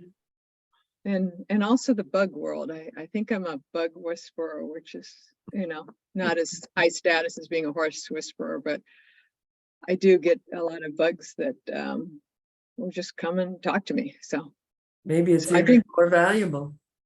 yeah. So anyway, that was really valuable to just allow my ego to, and then when I checked in, it was like, well, it'll be so much fun.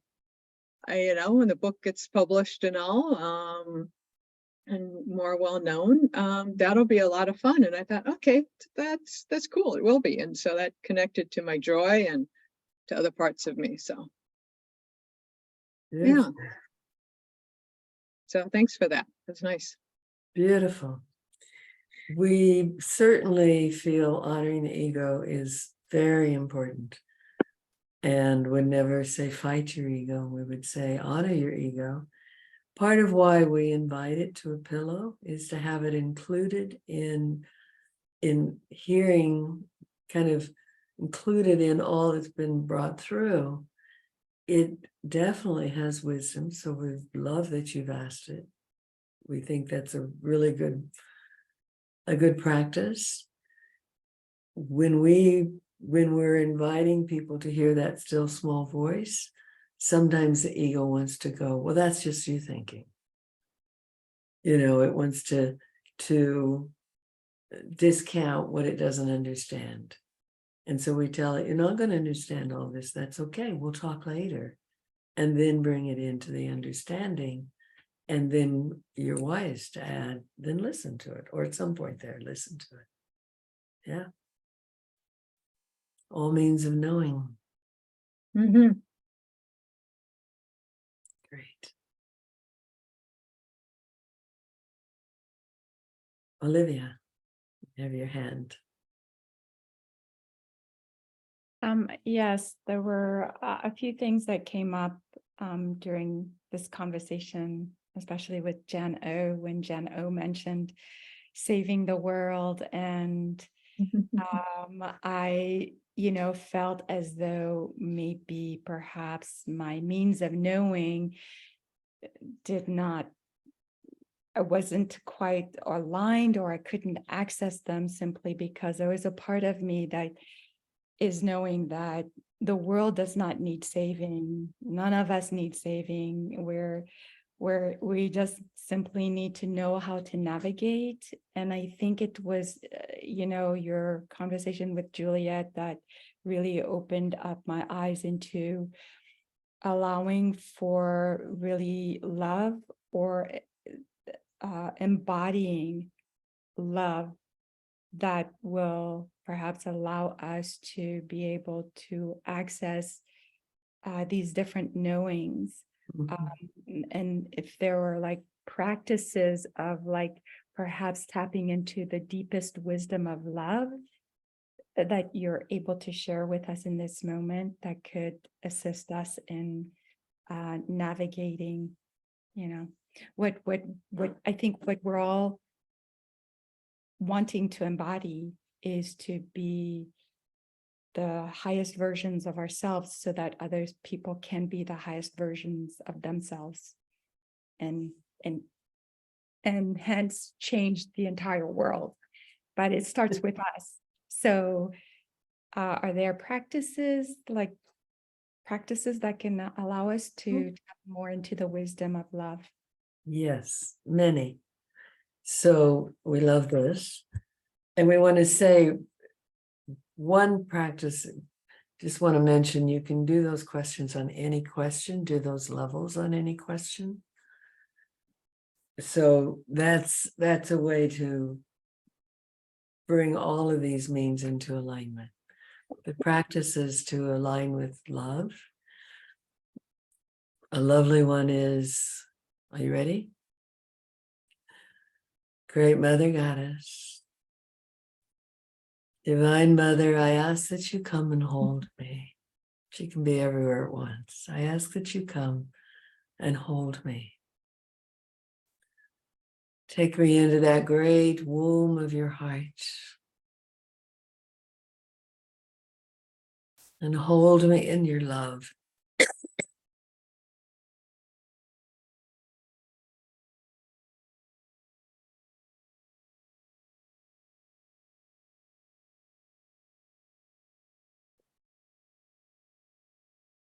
Great Mother Goddess, take me into that great womb of your heart. Hold me in your love and recreate me as if I'd always been wondrously loved from the moment of conception on.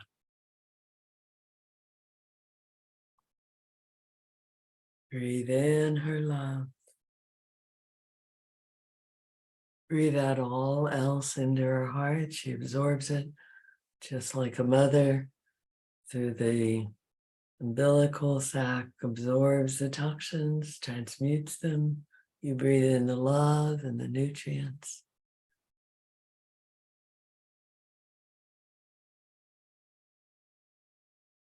Breathing in the love, breathing out all else. Letting her love cleanse and purify your heart.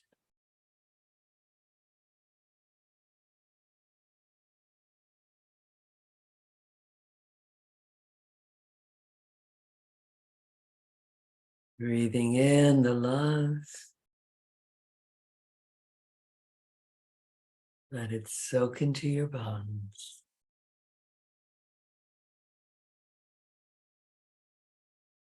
Allowing that love to enter all the places that have waited and wished, desired unconditional love. It's love at the heart of the Creatrix. Is forever. It fills the cosmos. There's nowhere outside it. So let yourself be fully within this love. Oh, Mama Goddess, help me learn to love so deeply that the world shifts to more joy.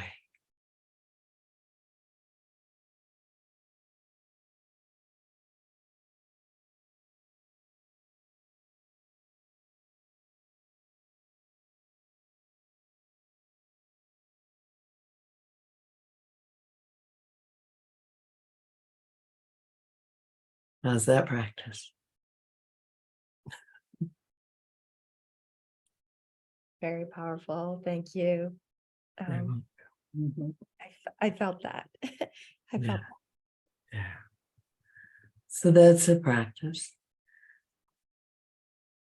There's a lovely practice to do with all your chakras, which is to do a meditation and just go down through each chakra and ask the angels or little cherubs to come in and help you clean each chakra. Like you have a mansion that's been closed for the winter and it's covers on all the furniture. You open the windows and take off the covers and dust and clean. That's a wonderful thing to go through each chakra and do that in your heart.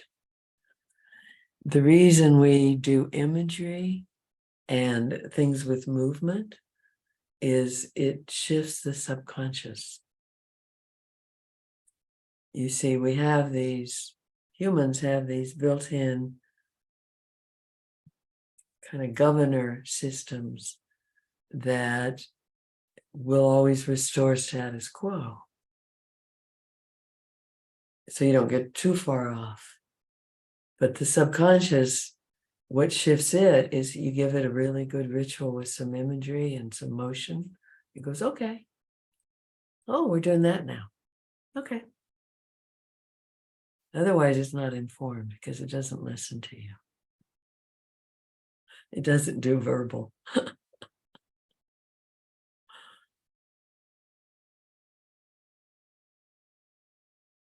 Thank you. You're welcome. Another love practice, you're sitting with someone and you notice your mind has judgment or you're not liking what you're thinking. You just come sit in your heart and just go love, love, love, love.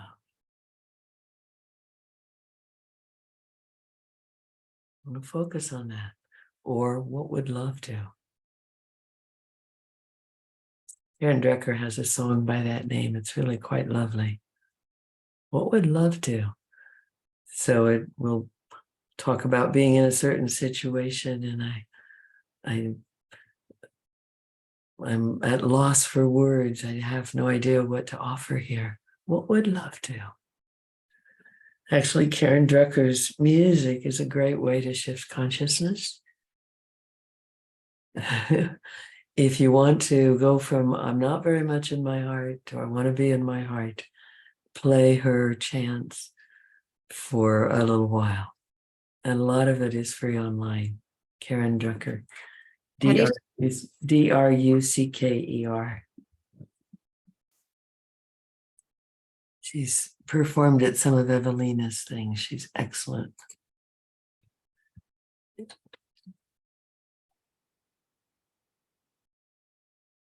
I think it's karendrucker.com.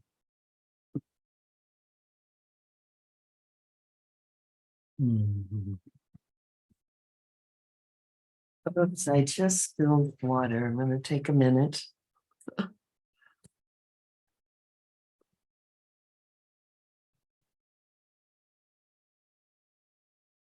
There wasn't much in the glass, thankfully.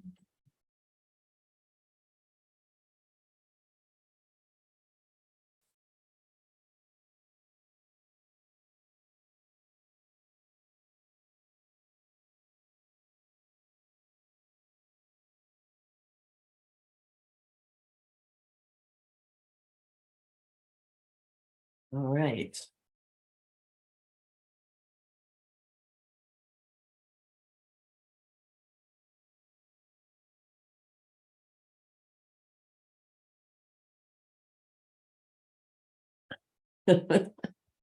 Takes care of that. So, other inquiries? Anything else about what you've learned from the exercise? Anything you want to ask?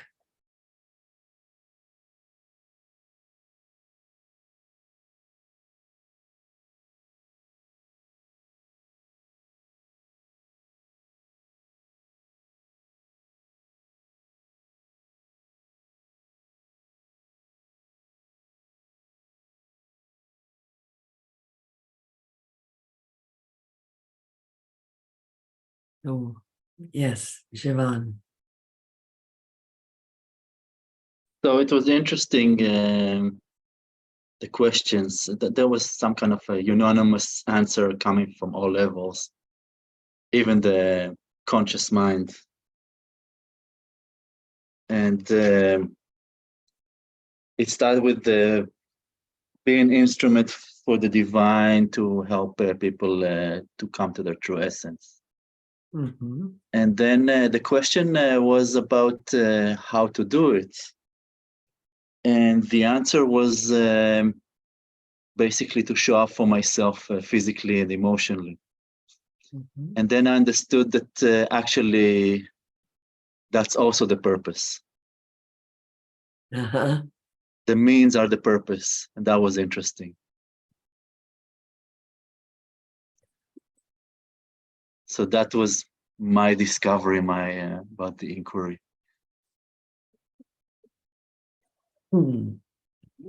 Sorry. Would you say more about the means or the purpose?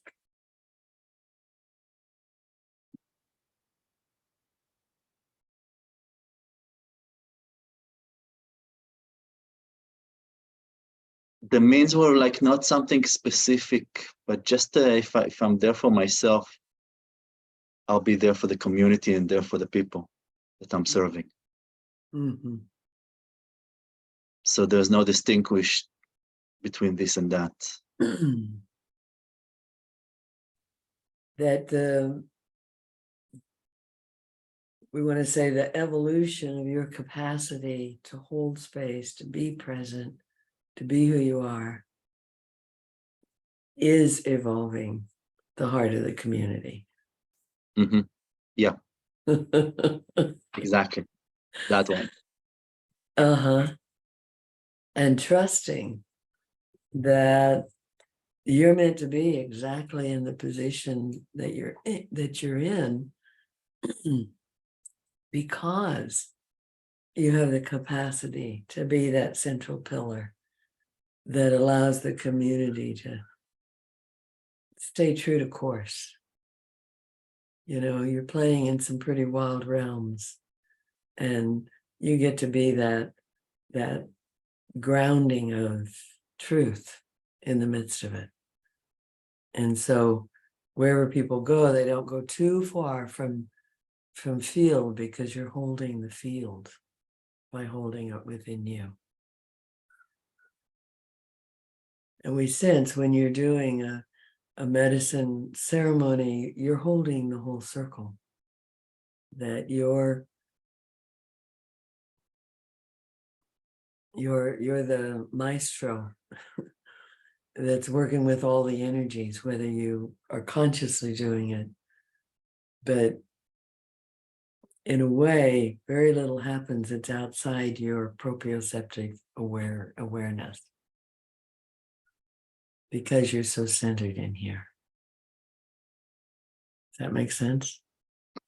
It makes a lot of sense. And yeah, the question is I think not last ceremony, but 2 ceremonies ago, I had a vision in the middle of the ceremony that I can relax a little bit with the whole thing. Uh-huh. And not to take, because usually I'm like piggybacking the whole ceremony on my back, and Mhm. it's tiring. It's tiring. And the message you're getting here is trust it more. You got this. Right? That's the message I got then, and I could just relax a little bit. Right, right. And you want to be able to carry that relax into it, even from the beginning, because you know, every time you do it, you know more that you and the divine and all that's involved in this, you've got this, you do it, it works. You see? Yeah, and it's not just in my work. It's I notice with relationships, I'm care a lot of the time. I'm carrying them. A lot of dynamics in my life. I carry stuff, Uh-huh. and I want to get out of this dynamic. Excellent. Excellent. So we're going to play with an image, because it almost feels like you've got a little platform to carry things on here.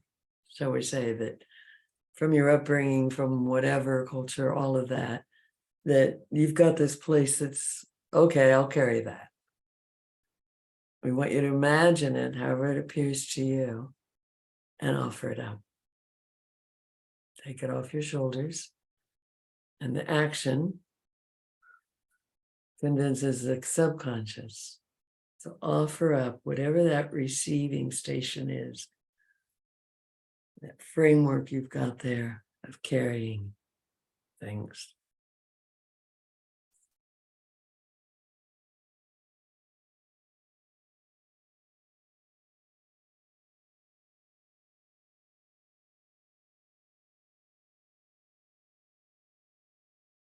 And we'd love for you to notice the felt sense if you physically use your hands to offer it up.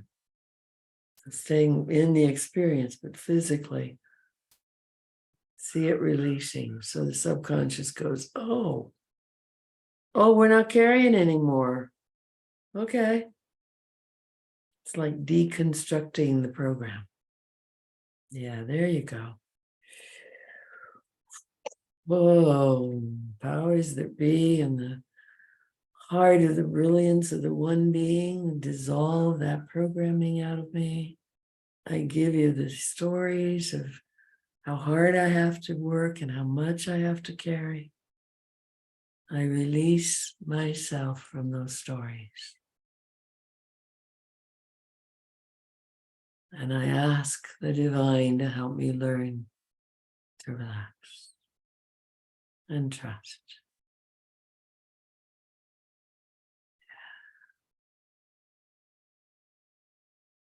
Beautiful.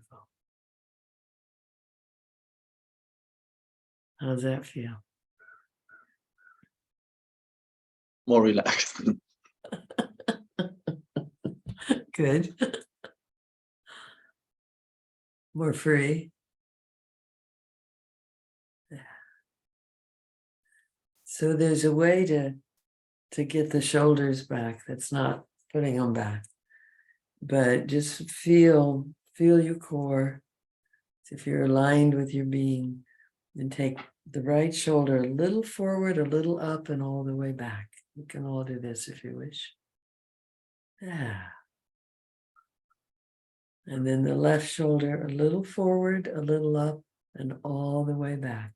And the arm kind of rotates outward. And now your shoulders are hanging on your shoulder blades rather than carrying everything else on them. Yeah. Great. Thank you. Yeah, I had some issues with my shoulders. Well, you shoulder more responsibility than necessary. Actually know that. Yeah, well, good. So stop it. Thank you. Easier said than done, but you Always. set your cap in that direction of, oh, I'm going to begin to notice. And I ask my guides to, give me a signal. I want to notice when I'm shouldering responsibility unnecessarily. And I ask divine will to help inform my will about when I need to take something on and when I don't. So it's a coping system that served and wants to be whittled down a bit. Yeah. Wonderful. Thank you. You're welcome. Before we go to you, Juliet, we want to name that it feels like there's a theme here of, can I really let myself be as brilliant as I am? Can I let myself be famous? Does that go against all my beliefs, or can I include a kind of fame I would love? Can I let myself be brilliant in leading these groups and just trust it? Can I speak about my work, Marie, in a way that shows confidence, shows that the beauty of it, the heart of it? Can I let myself be seen? It's that saying that I think it's Marianne Williamson of, it's not what your fear you're afraid of your greatness. So often it's, whoa, if I step out there, what do people think? Well, they're probably thinking about themselves, frankly. They're probably not thinking about you.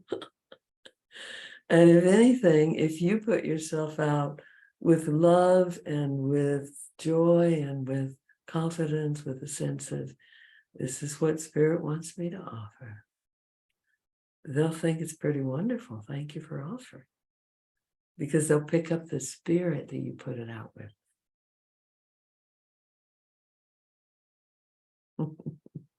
I have to say that I think it's less relevant for me because I'm feeling pretty much in alignment with what I'm doing, and I don't have any issue to show it. Right. It is a little, that we've had that thought of pulling that thread for a bit. So it's less about you and about some of what others have spoken. Thank you. And celebrate. Yeah. Yeah, I'm aligned with this work. Beautiful. Looks good on you. So, Juliet.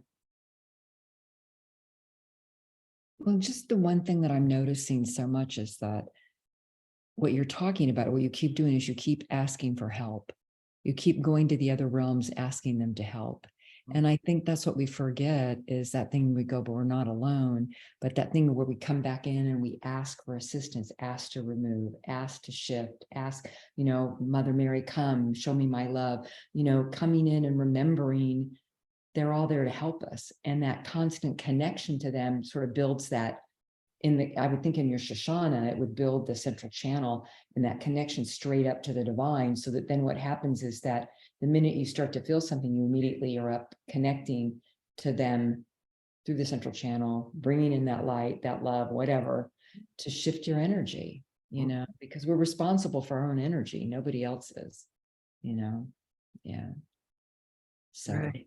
yeah, so that's been, I'm like, okay, so just sit in your chair in your heart and ask for more help. Beautiful. It's dawning upon you.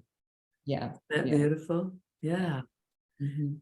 So there's so many beings on the inner realms that have offered ourselves, love offering ourselves to support those on earth. We're willing to be there when you ask us to come, but if you don't ask for anything, it's kind of like, we're here, hello. So we'll be a quiet presence. When you ask, it's like putting an order in with the kitchen. You can go into a restaurant, but if you don't put an order in with the kitchen, you're not going to get fed. And some people say, oh God, give me what I need, or they'll come to a channeling, tell me what I need to know. That is the same as going into that restaurant and going, could you bring me some food? You're going to get a lot more service if you look at the menu. If you start thinking, what do I want to ask for? Or your muscle test, or you think of what, you talk to your body mind, what do I want to eat? And then you might find something that's offered and you make all your adjustments, right? I'd like that on the side, and I'd like, could I have 2 salad dressings and and more lemon and side dish. And the more specific you are, the more fun it is on this side of the veil to collaborate with you. And one of our joys is someone will have a prayer over here that they're looking for a certain person. Let's say they're calling somebody that's going to be that absolute key in the slot in their business. And someone over here is looking for the perfect job, perfect situation. And their desires and this one match up, and we find a way for them to connect. Or I'm desiring a relationship, and we match prayers with prayers. Sometimes it's not time to have your prayer answered. Then you come back and go, okay, what's going on with that? So I've asked for such and such. What do I need to know? What are my lessons? What's in the way? And collaborate again. And you just let it be like a, wise being sitting with you, collaborating about your life.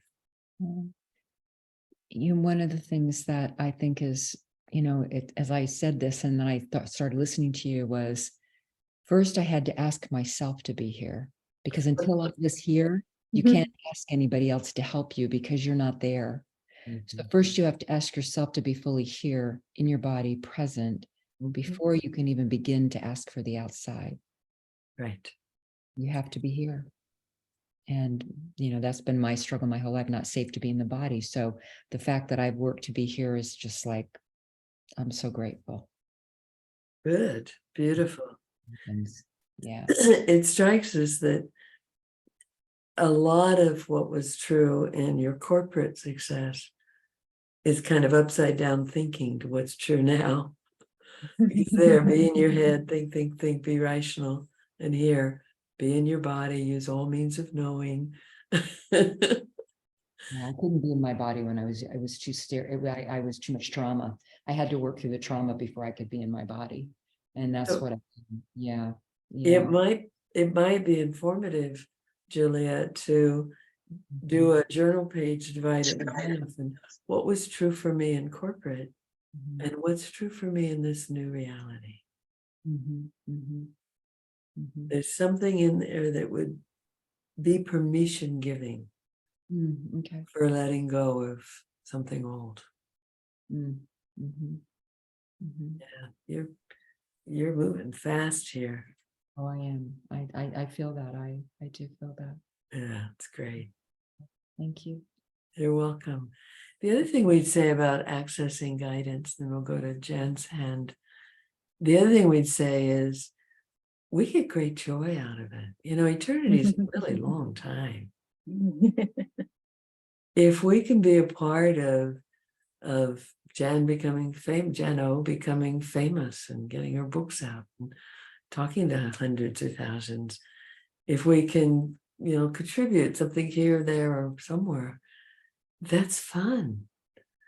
And it's not about the success. It's not about the money. It's about the fulfillment that Jan O gets and the gratitude that she shares with all that's helped her get there. Right? Does that make sense? When we're part of Marie, you finding those words, those exact words, and getting them heard. That's fun, you see. So offers the opportunity to play with you. Yeah. Here we are. We're always close. Jano. Well, I wanted to share a great synchronicity that, I know you're aware of that. When you mentioned Karen Drucker, I was like, oh my God, yeah, so I used to go to her performances locally, pre-COVID. So I just since I'm on the computer, I just felt the urge. I was like, checked her out, and she is in this Saturday. She is in Tiburon, which is about 40 miles south of me, with Rachel Naomi Remen. So 2 people. Oof.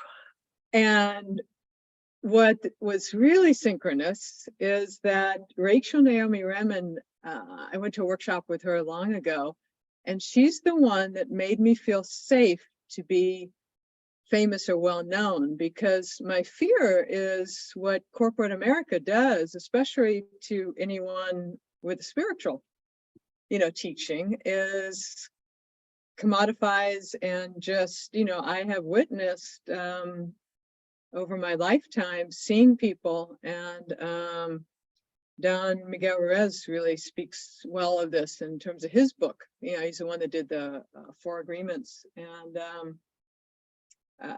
talks about what happened to him, and his his incredible part of him that just became famous.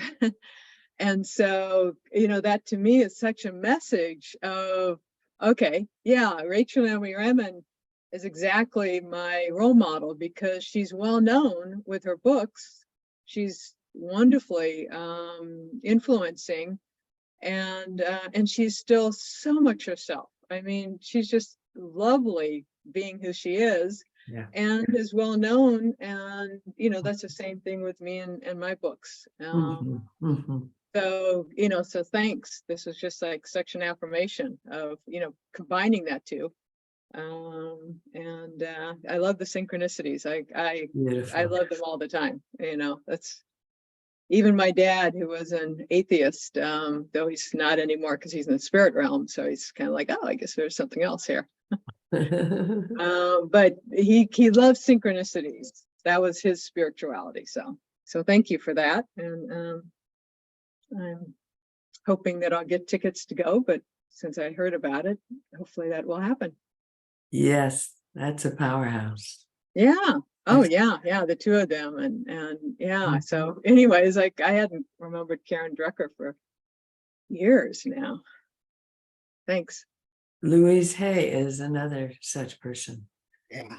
She was one of Evelena's models, that in her 70s, still creating work, still evolving a fairly big organization, and very much herself. And Evelena's commitment has always been to just be the same with everyone. Mm-hmm. Because many of us who are conscious fear, if we get famous, we'll change. We can be famous, and even more importantly, be who we are. Mm-hmm. And that's another gift you give to the world. I'm just me. Yeah. Beautiful. So, any last comments? Anything you want to share? A question, a win, a challenge, insight?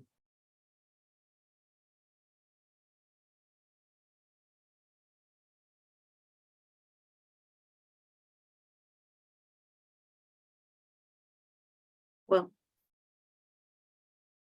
when we were talking about you need to ask, what came up for me, because I always say that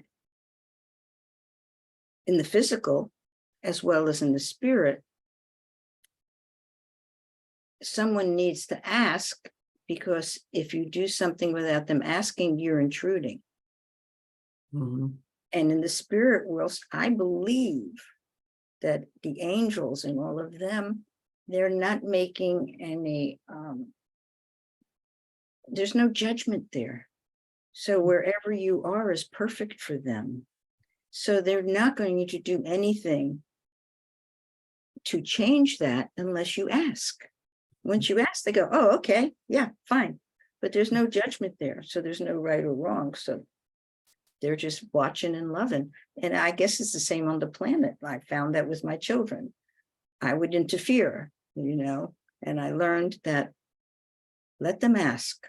Let them ask. Yeah. Otherwise, it's my judgment on somebody. So I think it's the same in both places, is what I've been thinking while we're sitting here. Mhm. Yeah. It is. Yeah.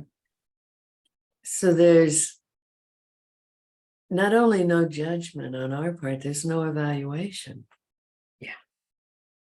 Because evaluation, if we're going to look at anyone's behavior and go, is that right or wrong, or does that serve or not? The evaluation assumes something needs to be different, and we just see everything as it is, right? Just is. If you want it different, fine. If you want to ask, move me to a whole new plane of existence, we'll work with it. Or if you want to ask, should I eat this? We'll work with that. Or walk me through the store and help me find something healthy for me to fix for dinner. Evalena's very first guide, because she was very shut down. And her very first guide was Priscilla, who had been a teacher of hers in Greece.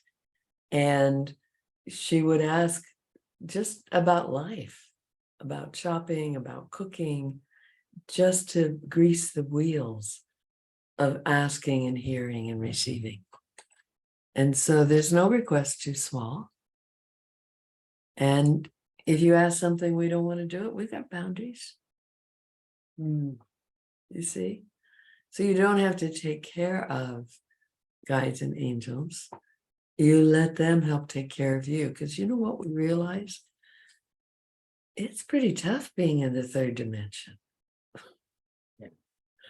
The report from ground zero is these lives are really hard, at least some of the time.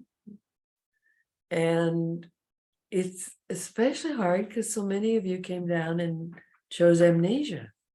So you're spending your life remembering what your soul knows.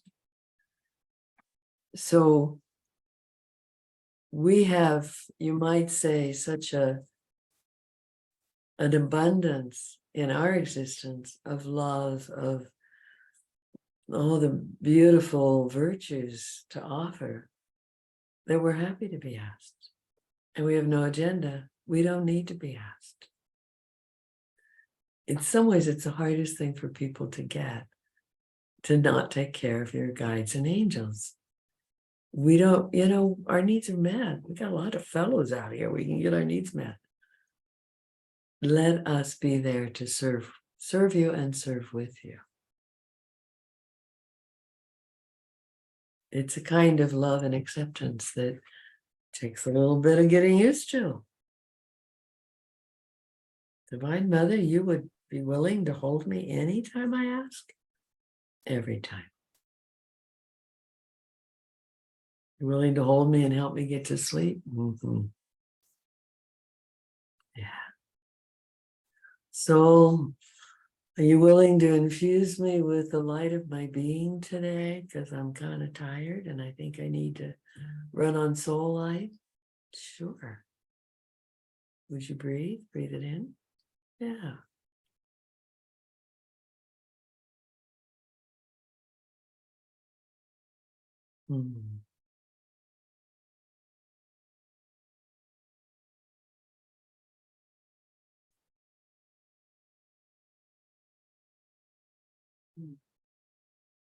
We're considering our next gathering to work more with working with guides, and if you wish, practice channeling.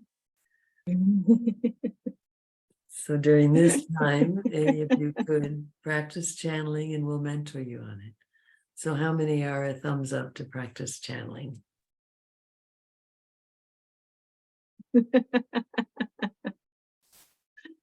Well, Olivia's 2 thumbs up. That may not speak for you, Jano. I'm not sure. Oh, I speak with them constantly. That's why I laugh so much. Oh, But I am totally cool with that. So I beautiful. know I always learn something new. There's always something new, different way of doing it. So or ways of helping others. So Great, good. Mhm. And it's a fun way to do this part of the day because someone will have an inquiry and then whomever is guided to channel to that will be guided. And Oh. and then we give feedback on what was shared. And another might also have input. And so it's quite a fun cauldron of gaining guidance that we do. Oh, my guides love that. They love having opinions on everything.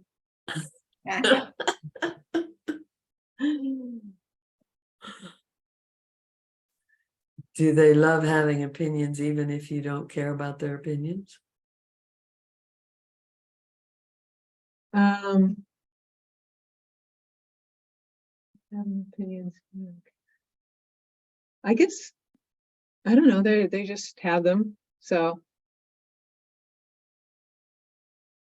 I pay attention to them more than people, but I forget them too. I mean, that's they're just saying, I have to acknowledge that I will go unconscious or, forget, especially when I'm around people. So actually, it would probably be nice doing this in this group, Mhm. doing it with others. So anyway, I'm always open. It's just funny because that's why I'm constantly laughing, is because they're constantly making comments. They're energetic. Like last week, I didn't say it, but you're kind of pausing. You were kind of like anything else, and my spirit's like, so should we do a version of why did the chicken cross the road? The spirits all have different versions of that. They love coming up with spirit jokes, so yeah, they're very amusing. Good, lovely to be amused. Oh yes, yeah, that's the joy in life.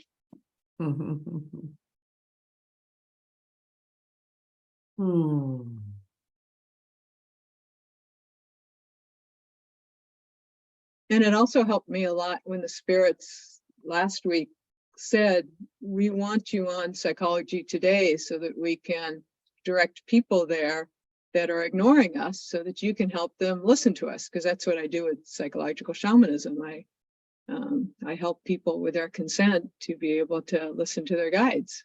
And I do that as a psychotherapist. And so I have that special aspect of being a therapist who encourages people to hear voices. And I have a lot of fun with that.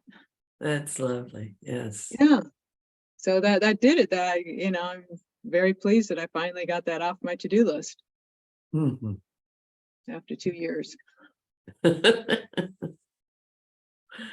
So if you'll all put your intentions in the Mighty Networks group, and we'll see what else we can get off people's to-do list over the next week. And comment on each other's.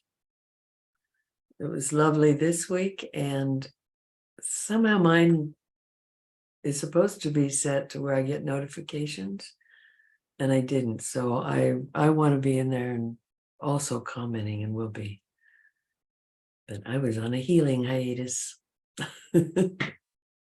Oh, I have a question of that, because the comments, you said to use the chat, but to make comments, you have to use the feed feature.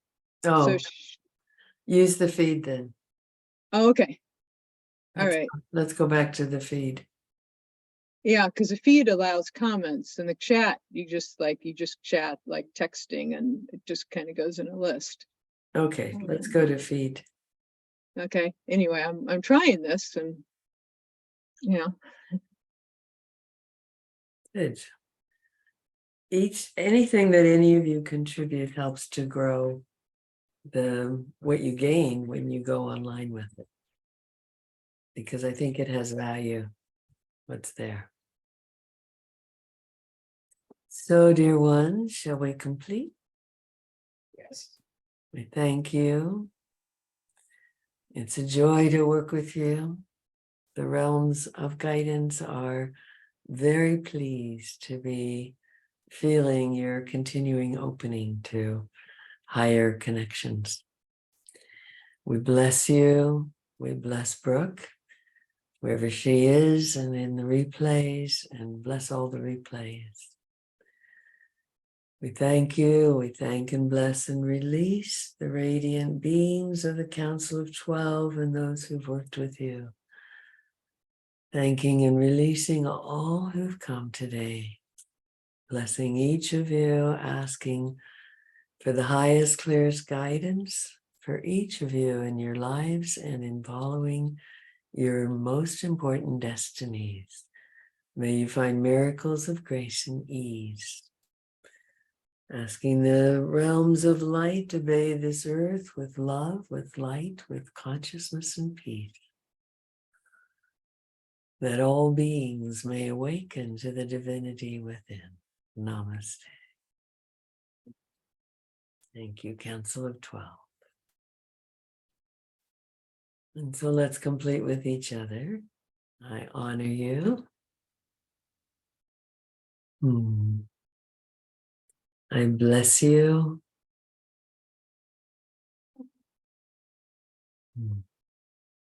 I release you. Right hand releases everyone with love. The left brings your energy home. Third eye, I release you with love. I bring me home. Throat, I release you with love. Bring my energy back to me. Breathe it in. In the heart, I release you with love. I bring my energy home. Breathe it in. Third, I release you with love. I let you go. Bring your energy back. Second, I release you. I release all of you with love. I bring me home. And the first, I release you with love. I bring my energy back. And then just imagine pouring your energy into your vessel all the way down to your feet, on your toes. And reaching into the light of your being, outlining your auric field, which helps to bring all your energy bodies to nestle around your physical. Outlining it in back, to the sides.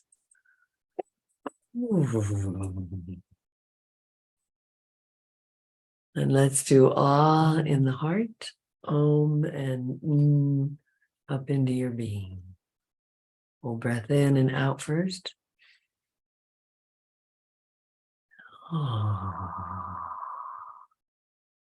Full breath.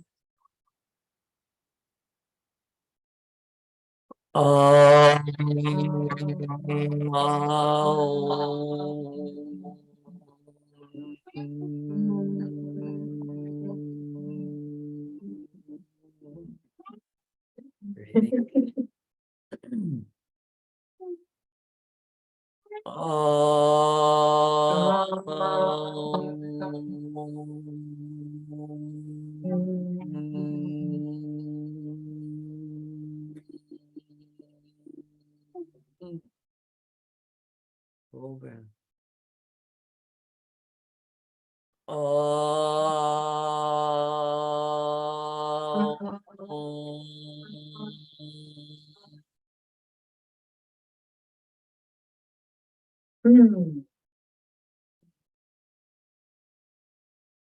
Thank you all so much. Such a joy working with you. I love watching the insights and the woo-hoo, yeah, thank you. Bless you. Yeah. Have a good week. Yes. Yes. Thank you. You too. Everybody. Thank you. Have a great week. Bye, everyone. Yeah.